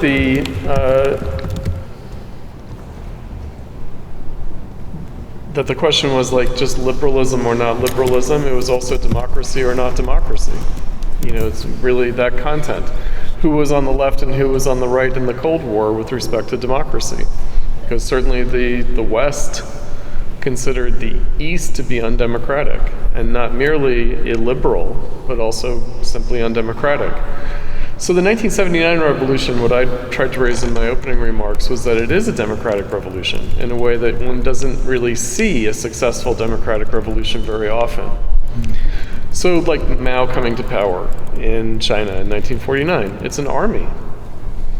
It's not a popular uprising, it's an army. Is it right wing? Well, there's a question, right? In other words, if you sideline the population and take power militarily, is that democratic? And then the question is, well, then how do you get the people to be motivated? Well, you do the Cultural Revolution, but what's the result of that? That's mass democracy in some sense. In some sense. I mean, so what you want? I mean, so I think that the painful part for me about 1979, and the whole question of was it hijacked or was it true to its, actual spirit, and maybe the left mistook the true spirit of the 1979 revolution. I think the painful part is that it was a democratic revolution. However, starting in 2009 at least, and probably before that, it seems that democratic impulse was betrayed. And I think that that's really the issue. So left and right, if you translate it into democratic versus undemocratic, and you kind of glossed a little bit over the Guardian Council, the theology of it. It's very specific. It's very specific. The idea is that the people of Iran cannot be trusted to merely express their democratic will, but they actually need spiritual guidance and control. I mean, it's frankly undemocratic in that respect. And a lot of it ideologically was, well, it needs to be cleansed of the influence of Western imperialism. After 47 years, has Iran been cleansed of Western imperialism culturally, adequately? When will that ever be satisfactory? It's gotten worse. Right? In fact, right. It's gotten worse. It could be worse now than it was. So I think that's really the issue. The issue is how can popular uprisings, democratic revolutions have undemocratic results? Can I answer to that? And I want to say something. Sure. I'd like to as well. I was in Italy when the there was election in Egypt for the one that Morsi won. It was before the election. I was talking with my friend, and I told him this Islamic Brotherhood will going to win the election, and he became mad, and he was kind of shouting at me that you are comparing our society with your society. Our society is more liberal. We are not going to vote for this guy. I don't know what was the name of the other opponent. Morsi. The other. He was leading the IAE. Anyway, so when Morsi won the election, The other guy. yeah, Right. he came to me and said, "How did you know that?" And I was like, "Because I saw it in my country. It happens." if you want to win the election, a free democratic election, you need a campaign, you need network, you need resources, you need volunteers. When you are running a free democratic election in a country that doesn't have the infrastructure of that, how are you going to win the election? As a left, right, doesn't matter. After the 1979 revolution, it was a free election. We had several free elections at the beginning of that. Who won the election? The religious people, because they had mosques, they had networks, they had all the money and all the resources to win a free election. This is exactly what happened in Egypt. So it's not about the revolution was not about democracy. The thing was, before the revolution, because the society didn't have the infrastructure, didn't have parties, didn't have the networks, grassroots organization, NGOs, blah, blah, blah. When it comes to the free election, the one who had the network, who had the resources, won the election. So that's how they failed the revolution, and the revolution became an undemocratic revolution. Can I come? So I have like 65 questions I want to ask. We don't have time for that. One thing I want to ask Chris and maybe Grayson is, so you're saying it wasn't a democratic revolution, you're saying it was a democratic revolution, but don't revolutions need facilitators? Because when I think of a revolution, I think of grassroots, people coming out, Bastille Day type of thing, right? In Iran, I think there's an issue, and that is who facilitated this idea. I can name several. Number one facilitator, Saddam Hussein, who kicked Khomeini out, and he went to Kuwait. Second facilitator is Kuwait, that rejected him and sent him to Paris. Right. And then the third facilitator is France. The fourth facilitator are the Bazaris, or the rich merchants, who paid for the 747 Air France airliner to take him Back. with all the people that got killed later, Yep. once the revolution was successful. And then the biggest facilitator, I think, is Jimmy Carter. Yeah. Yeah. Because Jimmy Carter, if you remember, or if you read about it, his whole thing was about human rights, and who was the Princeton Law School professor, who's a dear friend, but I forget his name. He's at Santa Barbara now. They all kind of ganged up on a lot of societies to human rights. You need to respect human rights, and that became an excuse to pull the rug from under of Shah, where there were plenty of other people that were a lot more violent and undemocratic. So I think we need to be careful when we're talking about revolutions. Can we talk about facilitators? I think that's a big thing. And generally, I don't think we have revolutions, I think we have evolutions. Societies evolve. I think the Islamic Revolution in '79, its seeds were sown back in 1906, because Article 3 or 4 of the original Constitution of Iran called for 5 mujtahids, these are clerics, to vet all the laws to not violate Islamic law. And when you say Islamic law, oh my God, you're opening the Pandora's box, right? It's like, well, how do you determine what's Sharia as opposed to what's not? The only article that the dynasty at that time, the Qajars, and later the Pahlavis, did not invoke was this article. Was that one, yeah. So that means the clerical establishment said, okay, we're not going to forget this. Yeah. And in the first book that I wrote about the role of Islam and Islamic clerics in the Constitutional Revolution, I do explain that clerics were modernists. Yeah, they were back then. They were modernists. This guy that I talk about, he lived in Najaf. He would read Robespierre. He would read other philosophers, Hume, right? Because all these were published in Arabic, paid for by an Iranian group in Iraq that was under the control of the Ottomans. So this was readily available to the clerical establishment, which is just mind-boggling when you get down to the nitty-gritty of this. So this guy knew all of this stuff. He said, okay, we're going to adopt a constitution that is identical to the constitution of Bulgaria, of Belgium, of Russia to a certain extent, and we're going to copy that with one condition: it has to have an Islamic veneer.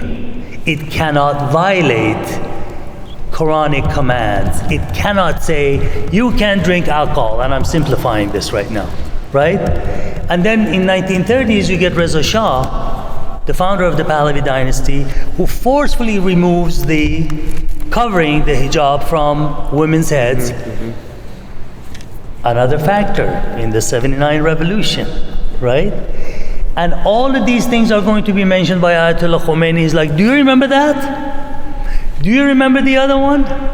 So it's an evolution that is happening. It's something that its seeds had been sown many years ago. It's just sprouting now. And the reason why I'm not totally thinking that things are going to drastically change, and I do agree with you, and I don't want to come across as saying that, Islamic Republic is going to be nice and cute and, beautiful. They won't. They're going to be more violent now if they succeed, which I think they will. It's going to be a bloodbath.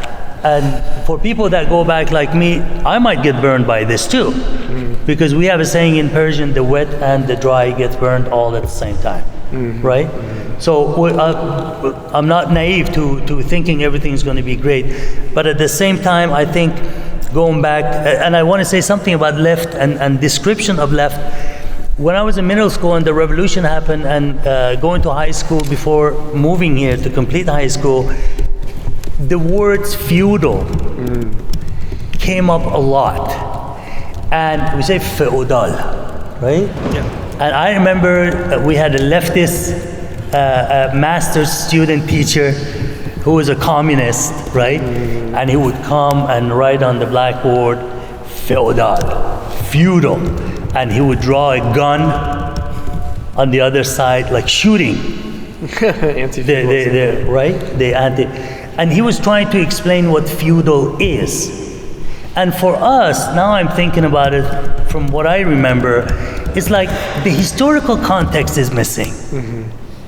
Because if you want to talk feudal, I think you would do better if you talk Tuyul. Tuyul is a Turco-Mongolian term that basically creates a fiefs and vassal system. Similar to what happened in Japan in medieval period, what happened in Europe. So descriptions, I think, are incredibly important. If the left wants to succeed, you got to lose the language. You have to lose the language. It has to be understandable.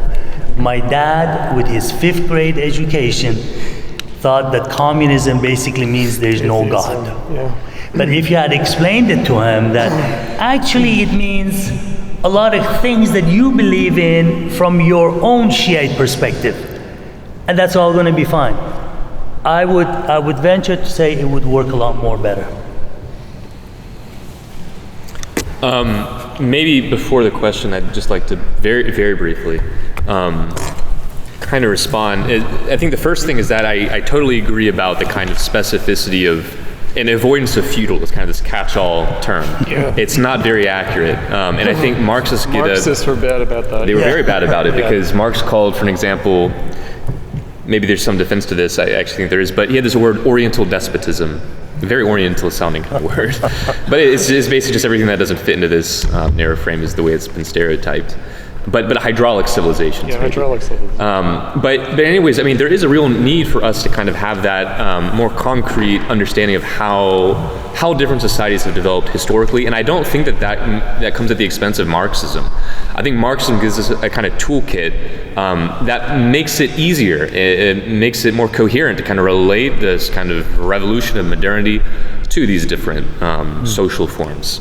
But with regards to Chris's comments, it says that left is kind of more democratic, right is less democratic, and there's a degree to which I agree, but I would go further, which is that what is really meant is that the left is bringing society, or even the idea itself, in this kind of abstract sense, the society is brought to its premises, to the mercy of its premises. It is judged on the basis of its failure to kind of live up to what it purports to be. So it's kind of recognizing this contradiction already, which the right does not recognize. The right smothers this up with this kind of, whatever you... Authoritarianism.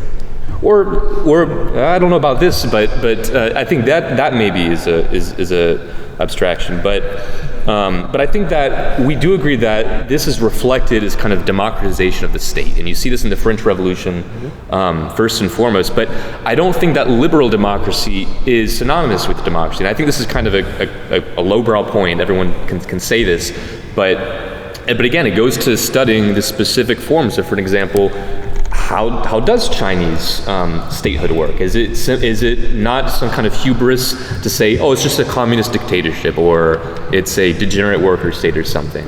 Like, there is a kind of procedural way that these states work that people are participating in, even during the Cultural Revolution, which almost was an anarchical moment, where the Communist Party itself was the target, bombarded the headquarters.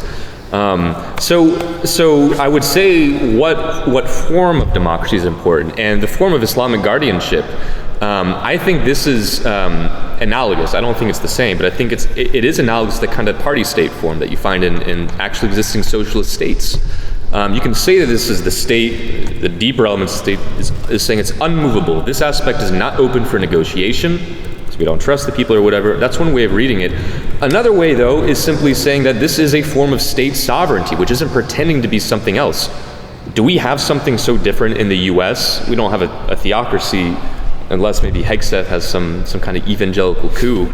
But regardless, I mean, we also have such undemocratic institutions in terms of not only what maybe the right calls the deep state. By the way, we should start using that. I mean, that is not an unrelatable way of relating to the kind of revolutionary tradition for Americans.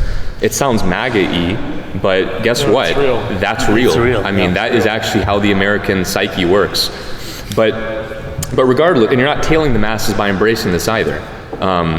But regardless, just to return, I think that this is a form of state sovereignty which was born from the October Revolution, and that's kind of why I wanted to, why I was making that link of kind of Iran. Of course, it's not a socialist state constitutionally, but it is modeled on the same kind of sovereign state form, which is emerging from this kind of mass democratic movement, but it's also preserving itself in the face of capitalist globality. You know, if Iran opens itself up, it's no longer regulated media and so on.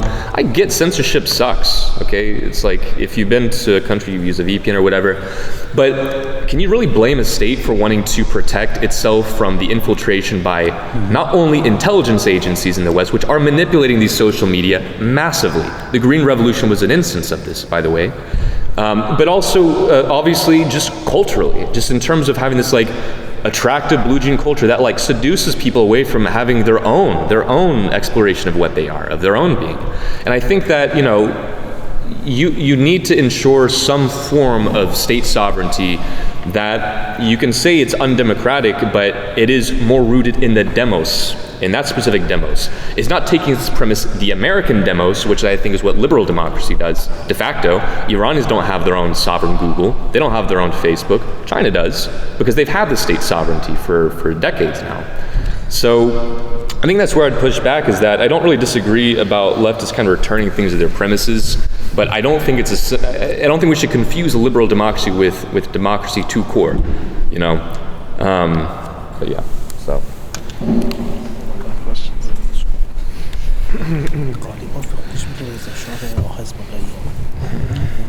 So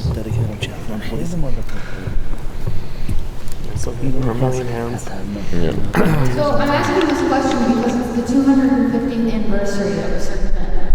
Okay? Where? But my question is, for there to be a change in Iran, does there really need to be an Iranian-specific idea? And I think both Matteo and Grayson mentioned, this like idea, Iranian-specific idea of Islamic or Iranian form of social justice. Because it seems like maybe Chris and Tirda would agree that the Iranian people might be asking for something not specific to Iran, something more universal, something very American, maybe not justice, but the freedom to vote, the freedom to assemble, the freedom of speech, the freedom of the press, and by that I mean freedom, if it's not clear. So because the French Revolution has been brought up plenty, I will pose its predecessor. Is the American Revolution on its 250th anniversary for Iran, or is that American imperialism? And what should the left tell Iranians who are asking and chanting for freedom because they are doing so? All right, so I'm going to answer this sort of indirectly, which is, to try to tie it into the conversation we've been having. Because I don't want to sort of leave this out. So, two things. So, Khomeini, right, he's the founder of the Islamic Republic. And if beyond the constitutional revolution, the big crisis in Iran with respect to democracy is Mossadegh and the coup against Mossadegh in 1953. Khomeini supported the coup against Mossadegh. He supported the coup because the clerical establishment supported the coup against Mossadegh. And people forget that. It's very important.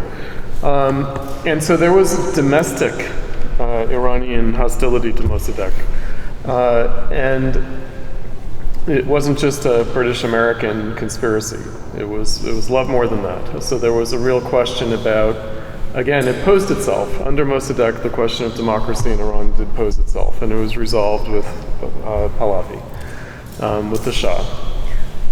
Soon after, not very long after, the Shah was pressured to reform by JFK. And it was in the Cold War context. It certainly was in the Cold War context, where the idea is that if countries don't modernize, if they don't reform, they're going to be susceptible to communist subversion. Khomeini was a very young man in 1953. He's more mature as a political actor at the time of the White Revolution, which is what the Shah tries to implement in response to the demand for reform that's coming from outside and from inside. And Khomeini really got his start politically against the White Revolution, against the reforms, against modernization, at least understood in certain terms. And he saw it as Western cultural imperialism. So it's Western cultural imperialism. So I do think that there's like a clear, in that respect, kind of reactionary character in the sense of modernity as it appeared in 1963, 1964, like in the early 60s. Now, the alternative modernity question, I think, can't be settled easily. Meaning that is capitalist modernity, especially as experienced in the United States and Western Europe, is that the only modernity that's possible? No, of course not. And the point of socialism was actually to allow for a different kind of modernity and also perhaps many different kinds of modernity after capitalism that would maybe have a different relationship to the pre-capitalist past. The question is, was that actually realized, or do you just get capitalism with an Islamist face in Iran? And I think that that's what we're really talking about. So we might want to believe, civilizationally, it's Persian civilization, it's Shia Muslim civilization, or it's a capitalist state. And every capitalist state has its ideology. to justify it. And do the people buy that ideology anymore or not? It seems like not. It seems like that's run its course. It seems like the discontent in Iran has to do with capitalism since 2009 and up to the present. It has to do with capitalism in Iran, which can't be turned into a matter of U.S. imperialism. Because as Matteo pointed out, if Trump is able to pull off a deal, it's going to be with the capitalists in Iran. Yeah. That's what it's going to be about. Are they going to justify themselves, their position, via Islam? Sure. But essentially, it's going to be about them as capitalists. Right. And I think that the painful thing about the American Revolution is that the left too readily associates the American Revolution simply with capitalism. And really, in a way that the older tradition of the Marxist left was very clear about how capitalism betrayed the values of the American Revolution, whereas now there's a kind of facile identification that the real content of the American Revolution is capitalism. So in a way to kind of respond to your question, again, this goes back to this idea of how do we understand concepts that are Western and have roots in, let's say, American history with the American Constitution, the idea of freedom to do X, Y, Z. The context in other societies are different when you're talking about those freedoms because their historical experience is different. For example, when you're talking about freedom of speech in an Islamic Shiite context, what does that mean exactly? Can you say that there is no God? The audience might be interested to know that during the Abbasid Caliphate in 9th century in Baghdad, one of the things that the Caliph allowed for and paid for was this idea of free inquiry. You can ask if there is no God.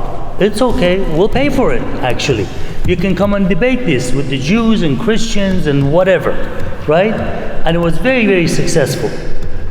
That's what put Islamic societies over the top. It was this kind of freedom of inquiry that later Europe, 700 years later, kind of starts thinking about it, right? So they were a lot more advanced that way. But something changed though. Mm-hmm. Something drastically changed, and in the case of Iran, since that's what we're talking about, that freedom is not handled the same way by everyone in Iran.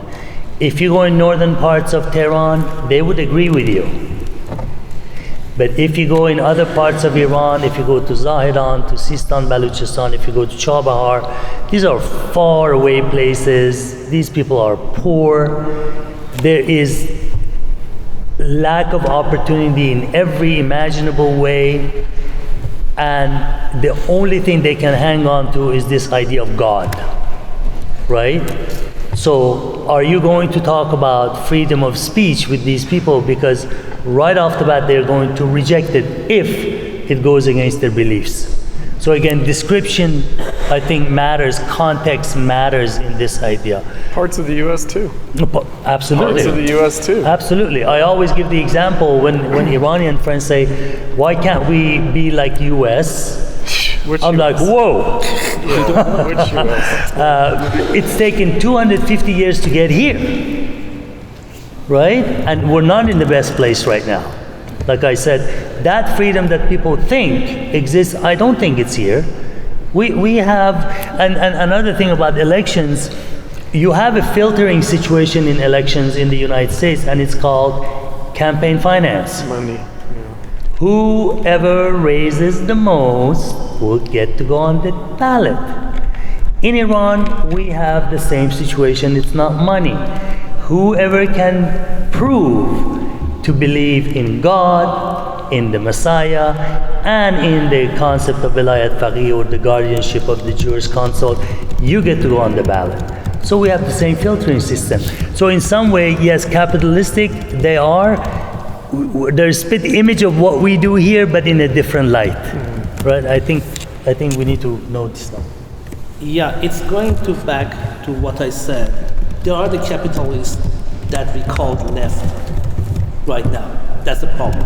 So the society calls that the Islamic regime is the left, which is actually the capitalism, and it's not left in any circumstance. And actually, they kind of remove every socialist lean policy that Shah created, like free education is almost not there anymore. Just one thing, just a very quick, I know that people want to ask a question. I don't know if you agree with me, but Iranian society, in a very magical way, is very like American society in terms of diversity, different languages. So we make more common sense with. And we're very racist too. Yeah, well, definitely. I agree with that. I'm not going to say challenge with that. Yeah. So if you see similarity, it's correct because we are deeply religious, both of them. Yeah. So, but. It's my opinion, freedom is above democracy. Democracy could be luxury, and right now it's luxury for Iranians, but freedom is what we are looking for. And it's sad to say, but you can't challenge me here. So somehow we are a failed nation because for 150 years we are fighting for basic rights of justice and a justice system.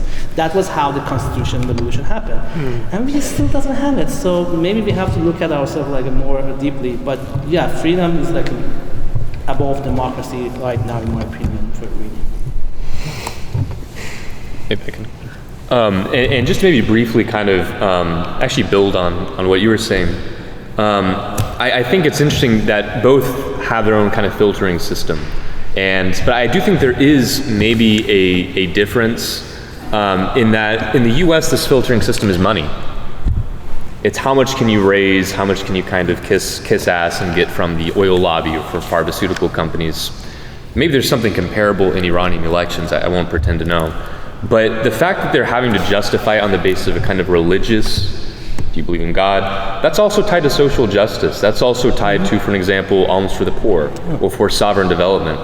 So I think there is a similar filtering system, but I don't think it's a capitalist one. And I think that maybe is an uncomfortable thing to grapple with, that maybe a socialist or at least post-capitalist form doesn't necessarily look like this kind of 19th century derived rational utopia from social reformers, that maybe in Iran this takes a abjectly religious form, or at least a spiritual one. So I think there is of course, the Iranian government is engaging, they have to engage with capitalism. They live in a world denominated by US dollar, sanctions and so on. But I don't think its logic is dominated by this kind of NCM circuit in the same way that maybe US is. And I definitely don't think their political system is either.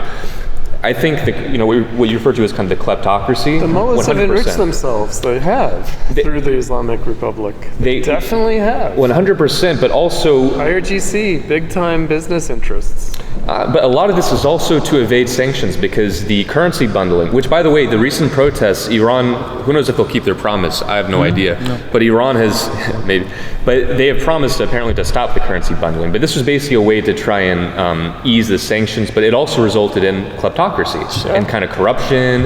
And this was a big, and this was a big contribution to some of the social unrest in the country. So, turn the Bazaris against them.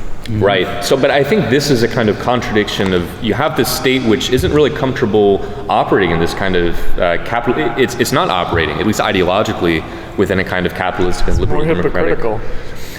Well, do they just cease to exist? It's a difficult thing for them. But I do think you do have genuine hardliners. I mean, was Khamenei, was he motivated by money? He's got billions out of the country. I'm not so sure. Some of the hardliners who were formed, for example, in the Iran-Iraq War, I think they've failed to pass down this kind of revolutionary lessons maybe to the younger generations. That was different. Yeah, that was different. But I do think that it's not so easy to say that they're all simply corrupt or they're all simply self-interested. I think they failed to with the younger generations, they've just endured grueling poverty and sanctions. You can't take that forever, just like in Cuba. But I do think that this kind of revolutionary old guards, they're not purely motivated by just self-interest. I do think there is a horizon that is motivating them. Soleimani and Khamenei are now heroes in Iran. They're martyrs, maybe not for the whole population, but at least for the regime and for a third of the population. They're martyrs up there with Ali and Hussein, maybe. So, is Iran capitalist? Is it post-capitalist? I lean the latter. I think that they're integrated within barely integrated within a system. They're struggling within that, but they're clearly not operating on the same kind of political logic. But yeah.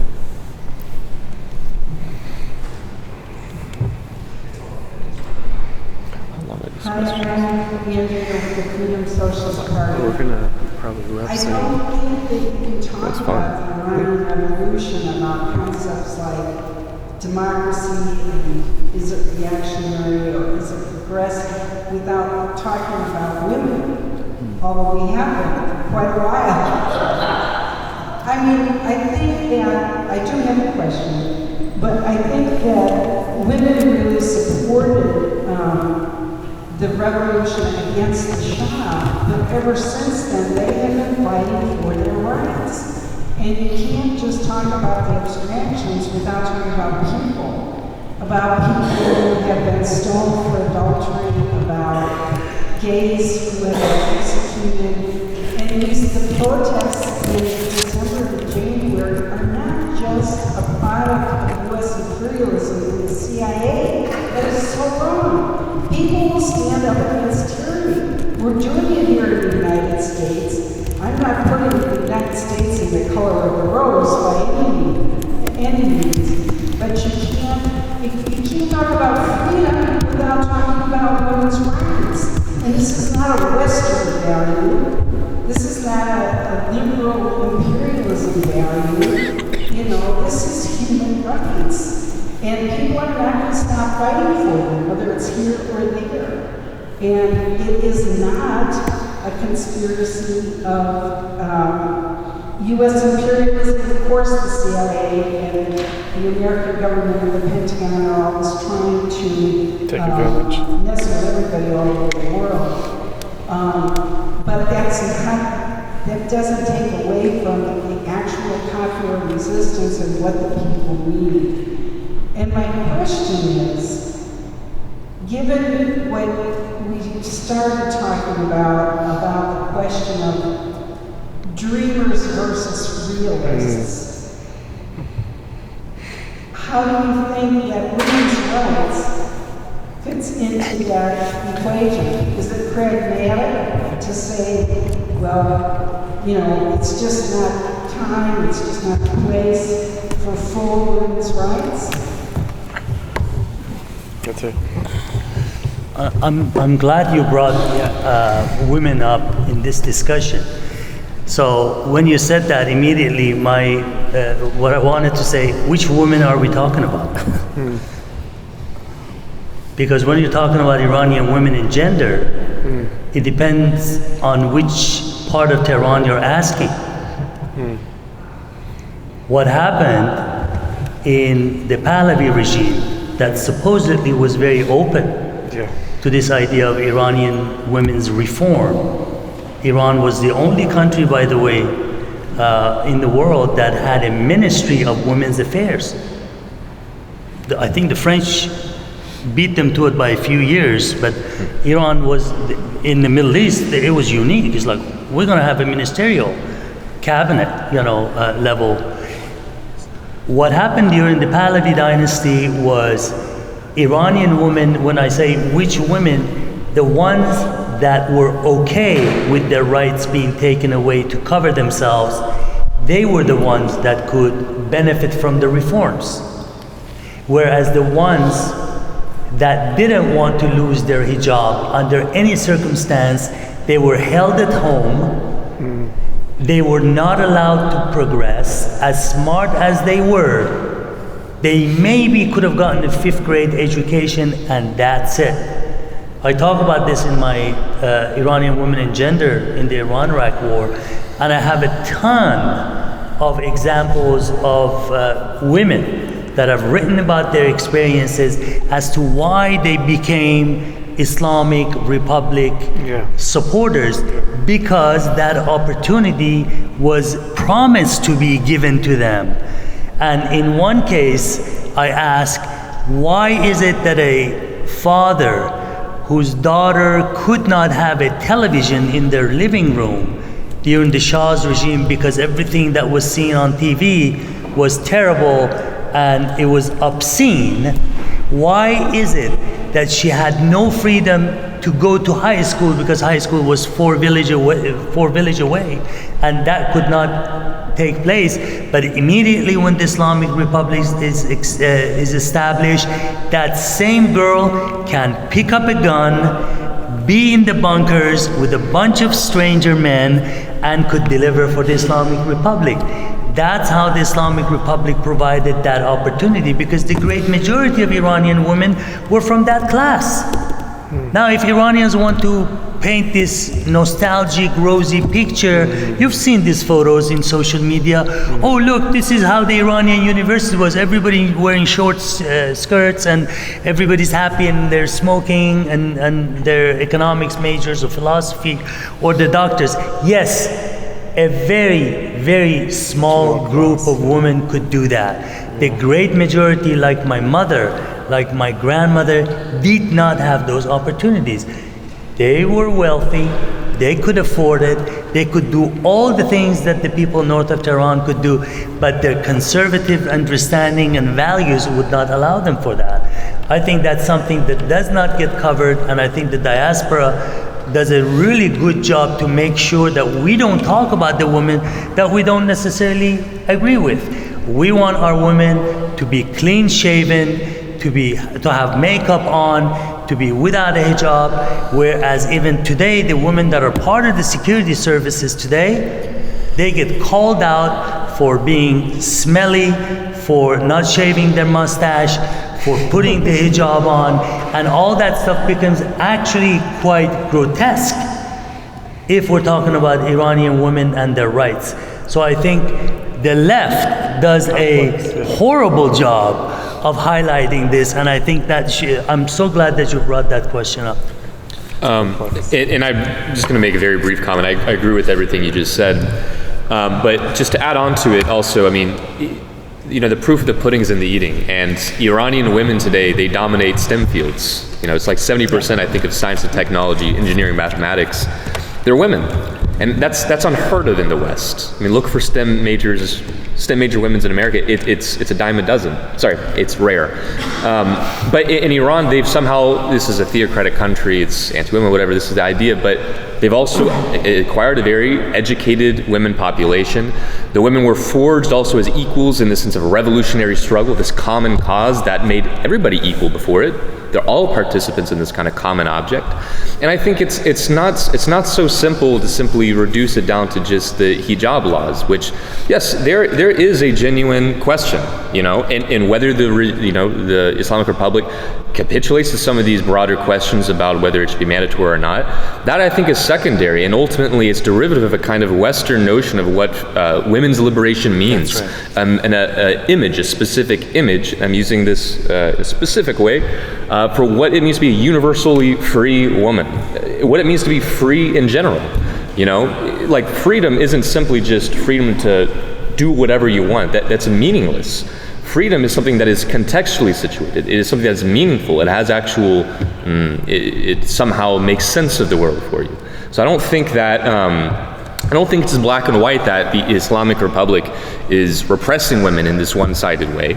And I think that its achievements definitely, they confound the kind of standard left-wing answer to the question of women's rights in Iran, but also in non-Western countries more generally. Think of like Russian babushkas kind of in their traditional garb. Mm-hmm. So it's no different a question, but yeah. You quickly. Yeah, so let me just sort of clarify something, because I think that it can kind of get lost in the mix. Sorry, it's cold. Which is to say that you could say that the Shah, with his modernization program, had one kind of repressive way of implementing things, replaced by another repressive way of implementing things by the Islamic Republic. By contrast, in the United States, women can wear hair covering or they cannot, right? So there's no law against it. I mean, it's not like, I guess France has some restrictions. Yeah. Right? France has restrictions. Yeah, so you're not allowed to wear the hijab. That's not true here. Right. And it would never occur to anyone to try to implement that here. It really wouldn't. Like, legally, it would be impossible to do that. Maybe There's some southern states that I don't know. I mean, constitutionally, it would be unconstitutional. To either, and also to bar entry in terms of like educational opportunities, because of course the Shah did have a kind of a certain notion of what it meant to modernize Iran. Right. So it's not, on the one hand, it's not a simple matter at a concrete level, like what you're saying, Grayson, about there isn't just one image of freedom. Right. But we can say there's freedom to have multiple ways of living. Possibilities. Yeah, and that's lacking. I mean, but sorry, and you have the mic, so I'm going to leave it in your hand. But the possibility to determine that is a question of sovereignty, I think. Oh, sorry, but I didn't realize the question to determine that is a question of sovereignty. So I think yes, possibility, the freedom to choose. This is of course a real dimension of free choice, but what contextualizes your choice is the bigger question, and that is a civilizational one, and that's actually one that I think is also denominated politically by the so-called kind of dictatorial aspects you see of socialist polities historically, the kind of stuff that I think you were talking about is exempt from kind of democratic mandate. That's actually what's allowing a sovereign form where freedom can be articulated within an Iranian or a Chinese or a Korean, etc. way. And I think that just contending with, freedom unmoored from what is actually free to act, I think that is a kind of anti-human way of looking at things. I think that is a liquidation of human being in a concrete sense, right? It takes us the human being as a kind of abstract, free to choose whatever. It's kind of monad. So I think, there is freedom of choice is, of course, it's a part of freedom, but it's something that is always contextualized in a certain way.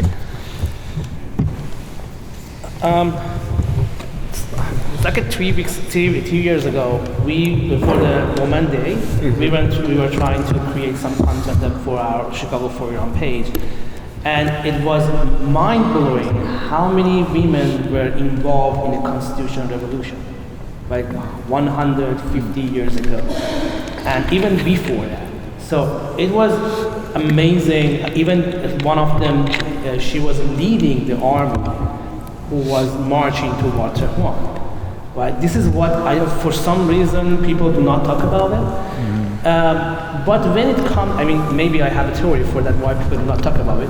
When it comes to the Reza Shah and his forced change, forced women to take their hijab off, suddenly you do not see that organic movement among women.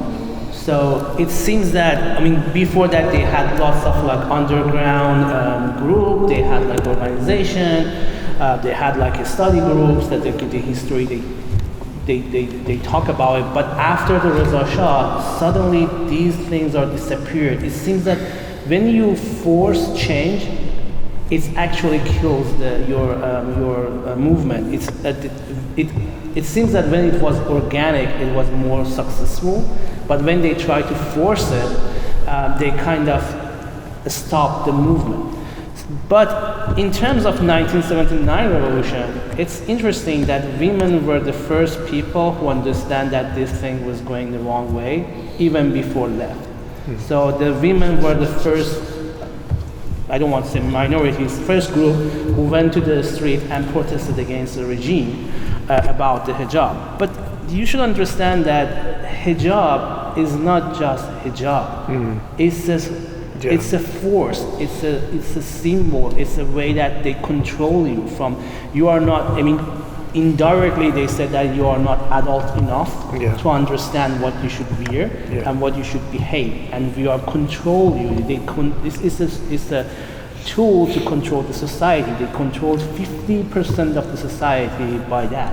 And it's interesting, for a long time, Iranian women were okay to sacrifice this right and be part of the movement for the democracy, for opening up the space. Even during the Green movement, we were saying that, okay, it's just a hijab, forget about it. And they were okay with that because they were like, this is more important, right? The election was more important. But after Mahsa Amini, suddenly, it became the main course, main topic that we need to free these people, this part of society, majority of the society from this oppression. And to the critic, they were the only group in the Iranian history, like after the revolution, that they could take their right from the government. So government actually tried to pass more hardline law to control the hijab. But when people don't want to wear hijab, what do you want to do? You want to arrest everyone? So that was the only time that the civic movement, like social disobedience movement, were successful in Iran. And that's a sad story because, I mean, in what I'm going to explain, because you can achieve something like that by social disobedience. But how are you going to achieve something like no to execution by social disobedience? Yeah. Right? So that's where the social disobedience and like no violence movement in our context is kind of blocked because we cannot go further. Right? How we are going to protect election or have a freedom of speech by social disobedience, right? We can't. So this is what we learned from the Mahsa Amini movement. And it's about dreams and practicality. That lots of people are critic left in their definition. That lefts are just wants to just talk about the stuff, read books, and try to do this obedience but these things are not practical on the ground to push back the regime. And that's the reason lots of people become more and more lean toward war and international intervention.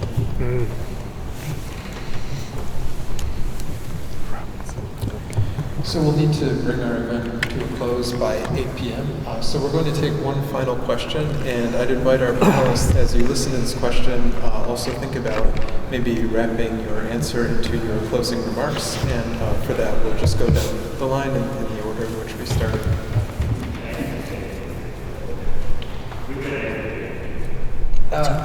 Okay. Go ahead, Ryan. I think you had someone in mind. Hi, I'm Paula. I'm a supporter of the Spartacus League, and I just wanted to say two things. One, I don't think the 79 revolution was a democratic revolution. I think it was a Islamic revolution. I don't think that, I think you can say that it was reactionary.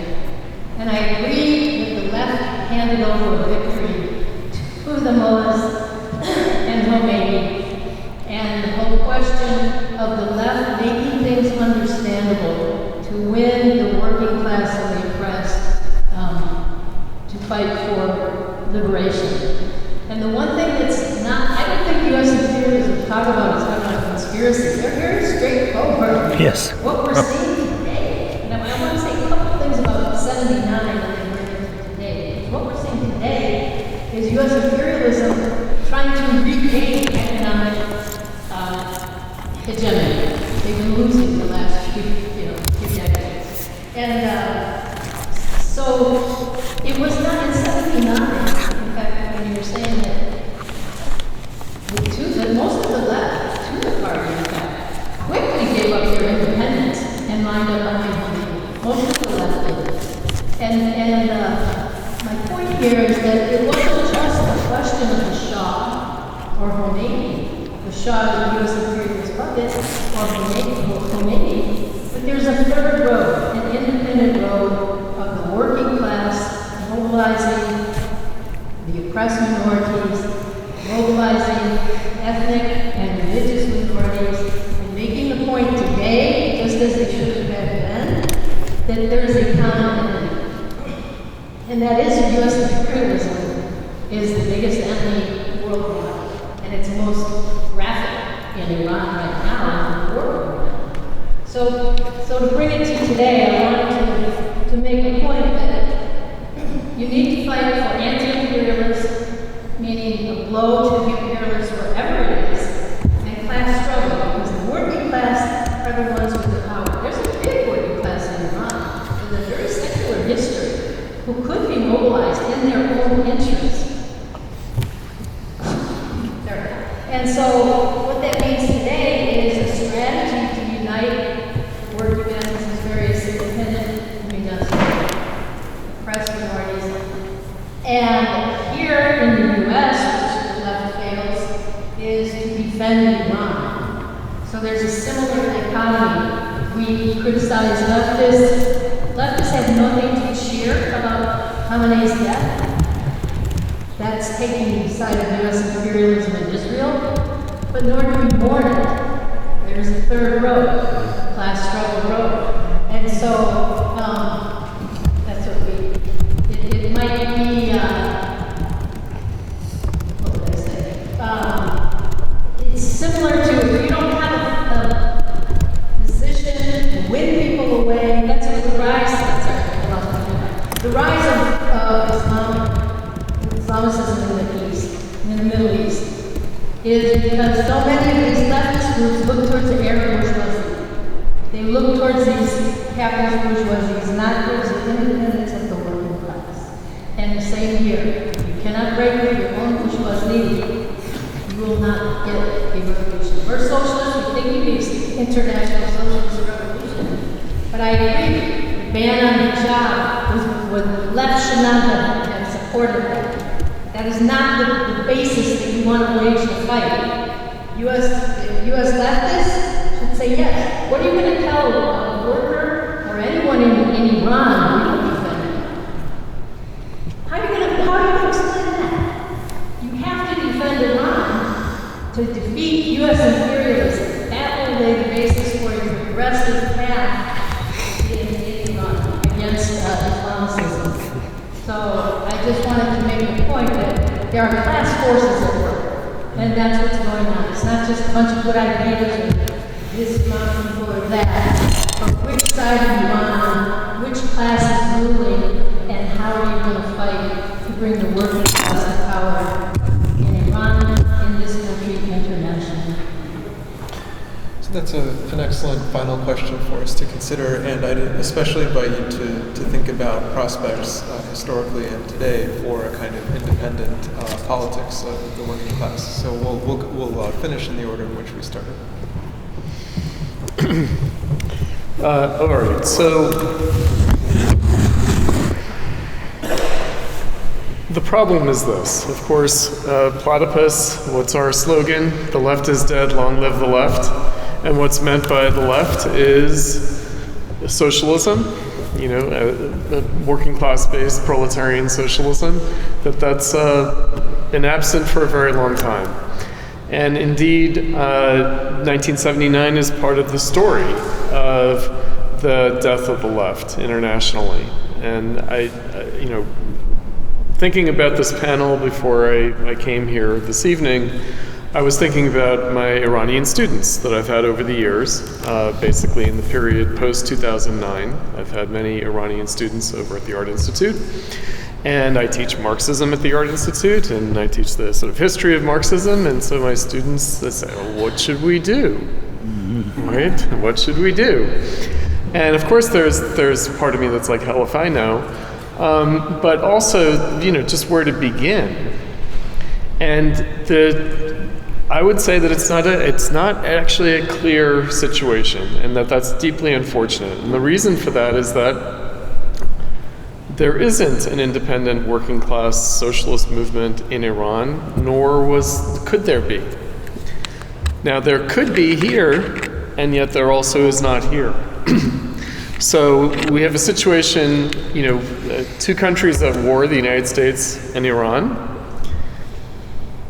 The painful truth is that there isn't a independent socialist politics in either country. There because it was actively suppressed, here because it suppressed itself. And the Iranian Revolution in 1979, there were many Iranian students in the 1970s in the United States, in Europe, in Canada, in other countries. The left internationally told those students, you should get in touch with Islam. You should, don't reject Islam. Be true to the culture or the civilization of your home country. It didn't work out particularly well, now did it? Right, so, we are living with, the way that I would put it is, the account of history is not settled cheaply. Right, meaning the crimes of history, and I would say the left who told Iranian students the real way to make revolution in Iran is Islamism. Mm-hmm. I think that was a problem, to say the least.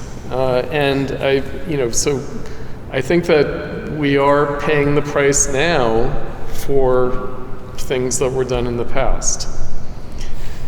And that's true here, it's also true there. And I think that, to say that somehow the war crystallizes things, makes things clear, defend Iran against US imperialism, sure, of course. Oppose the war, absolutely. On the one hand. On the other hand, what about the fact that there is some significant discontent in Iran such that it could imagine that this war has some liberatory content? I mean, it's a grotesque situation that we're in. And again, that's the result of history. It's not. You can't just take a snapshot today and say, well, U.S. imperialism, a country resisting U.S. imperialism. Nor can you take this 1,000-year view or something, civilization, like American civilization, Iranian civilization. No, it's actually a lot more recent than that. It's the last 50 years. And unfortunately, the chickens come home to roost in terms of the mistakes, not only mistakes, but the crimes of the left, both here and in Iran. We're paying the price for it now. That's the tragic situation that we're in. And there is no simple, easy way out of it, because in both countries, there is no independent, left or socialist, or even independent, actual democratic movement. That's lacking in both countries as well. I think this view, it reminds me kind of this slogan, which was neither Moscow nor Washington. Which this is an intellectual point of view.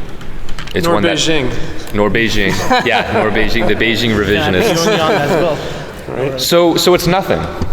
So it's just kind of resolves this kind of purely intellectual position with no skin in the game, no risk, no revolutionary organization. It's just constant critique.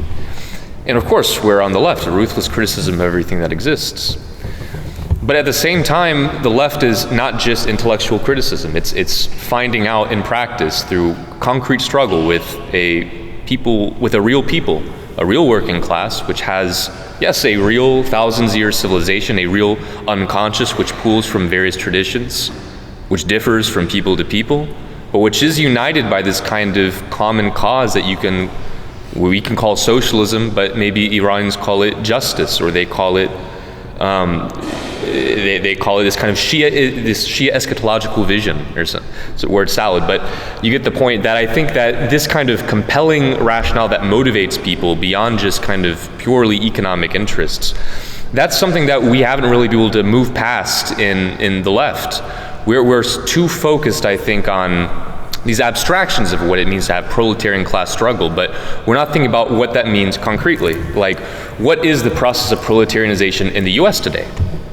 What would it mean to actually engage and organize an independent working class in America?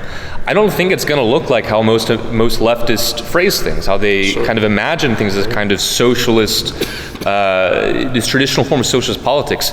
I think that MAGA actually scared a lot of people because it was, to the extent, an independent working class movement. It became very quickly headed by Trump and went into the Republican Party. And now half of them are cheerleaders for the kind of destruction of Iran, but another substantial half is not. And I think our failure on the left has been to not commune with that, not to go down to the people, not to tail them, not to tail the reactionary elements of people backwards, but to misinterpret what are exactly we're calling backward. Because people and the right are calling, they're talking about George Soros and globalism. Sure. This is language that we can absolutely take advantage of. In fact, it is the same common object, the same common cause that we're engaged in. But I think that there's a kind of purity fetish on the left where we kind of have this idea of having a left wing that is somehow, it's purely ideational, it's exempt from the concrete, for all the vicissitudes of struggle. And we need to lose that. We need to indigenize ourselves to the places that we are at. It doesn't mean reducing our imaginary to what exists, but it does mean understanding modernity is not like this break with the past, it's all irrelevant, we're liquidating it all. Now we're beginning just anew on basis of this beautiful socialist ideology. No, modernity is actually what number one, coheres and also clarifies what is the true essence of a people's actual being, of a people, what makes life actual meaningful for a people. For people's actual concrete social bonds. And I think this is something that we failed as a left, and an American left will have to learn from the Islamic Revolution, I think, that, we have to go down to the people and not tail behind the language, but at least to articulate ourselves within the language of the people. So. Ditto. No. I agree. And let me put it another way. What needs to be done, I think leftists, in my imagination, are incredibly ideological, whereas they could use some corporate skills, if that makes any sense. Practical. You need to be practical, and you need to maybe be brutal. Brutal not in a way of being violent, but answer the email on time, right? Show up. Take your 3 minutes at the board of directors meeting and use it to your best benefit. Disciplined, yeah. The left doesn't do that. We kind of moan and we complain. And, it's tears in our beers, oh, those are terrible people. I think there's a lot that can be learned from Steve Jobs as a corporate maniac, right? As much as you want to hate him, the organization and the ideology and vision, you can't miss that. Look what he's done. Yeah, I was going to say. Look what he's done. When I see Democratic politicians just bow down and just leave because they don't want to fight the mofos on the other side, well, use some of that. It's okay. Because the ideology, I like the ideology, but it needs to be practical. Lose the language so I can understand what you're saying. The worst thing, I think, in the American educational system is theory that is not explained beyond what other people understand. Jargon, yeah. The jargon is just too much, and it scares people. What Sanders did, the revolution, scares people. He could have said it better. Mm-hmm. I don't know about today, though. Well, no, today is different, for sure. So that's where I'll leave it. In my opinion, as he mentioned, the problem of left is too ideology, and it's forget about the context, about the complexity of the system, right? For example, you can be happy about death of Khamenei. It's okay. I mean, everyone is happy. I would be more happy to see him in the court, for sure. Yes. But I'm not happy about his granddaughter dying. Right. But what's the problem? Why you are not happy about that? So that's the problem when I talking with my fellow in Iran. They're just like, yeah, left doesn't understand this. Why you cannot be happy about this? Why you are having no war protest and you bring Islamic regime flag? That's the red flag. Just like you are taking side to side with the Islamic regime because you're anti-imperialism.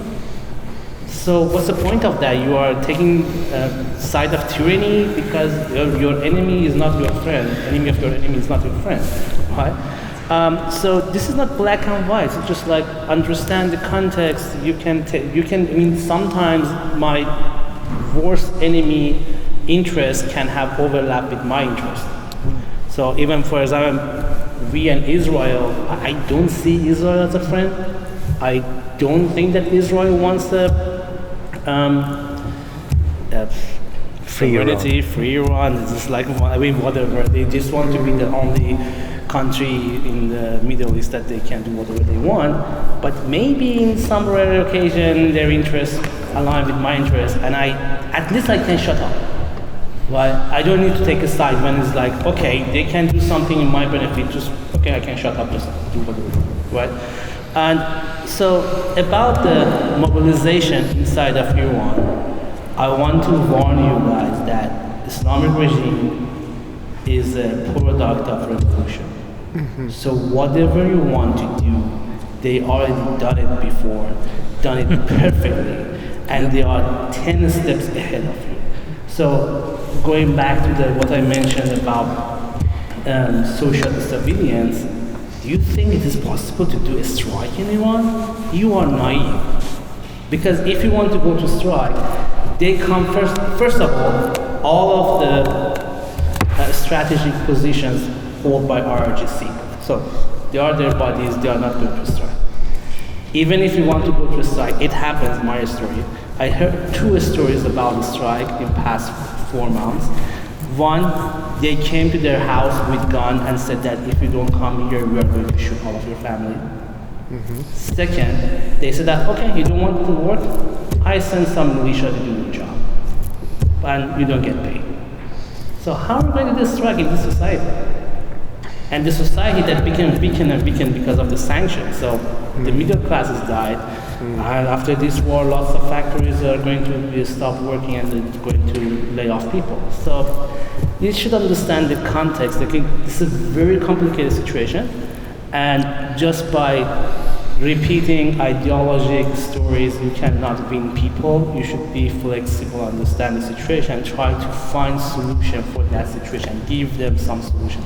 Otherwise, they are just going to the people who sell them dreams. That's what's happening right now. It's like they are here international, they are like far-right people. They just sell them dreams and they buy it. So that's the problem right now.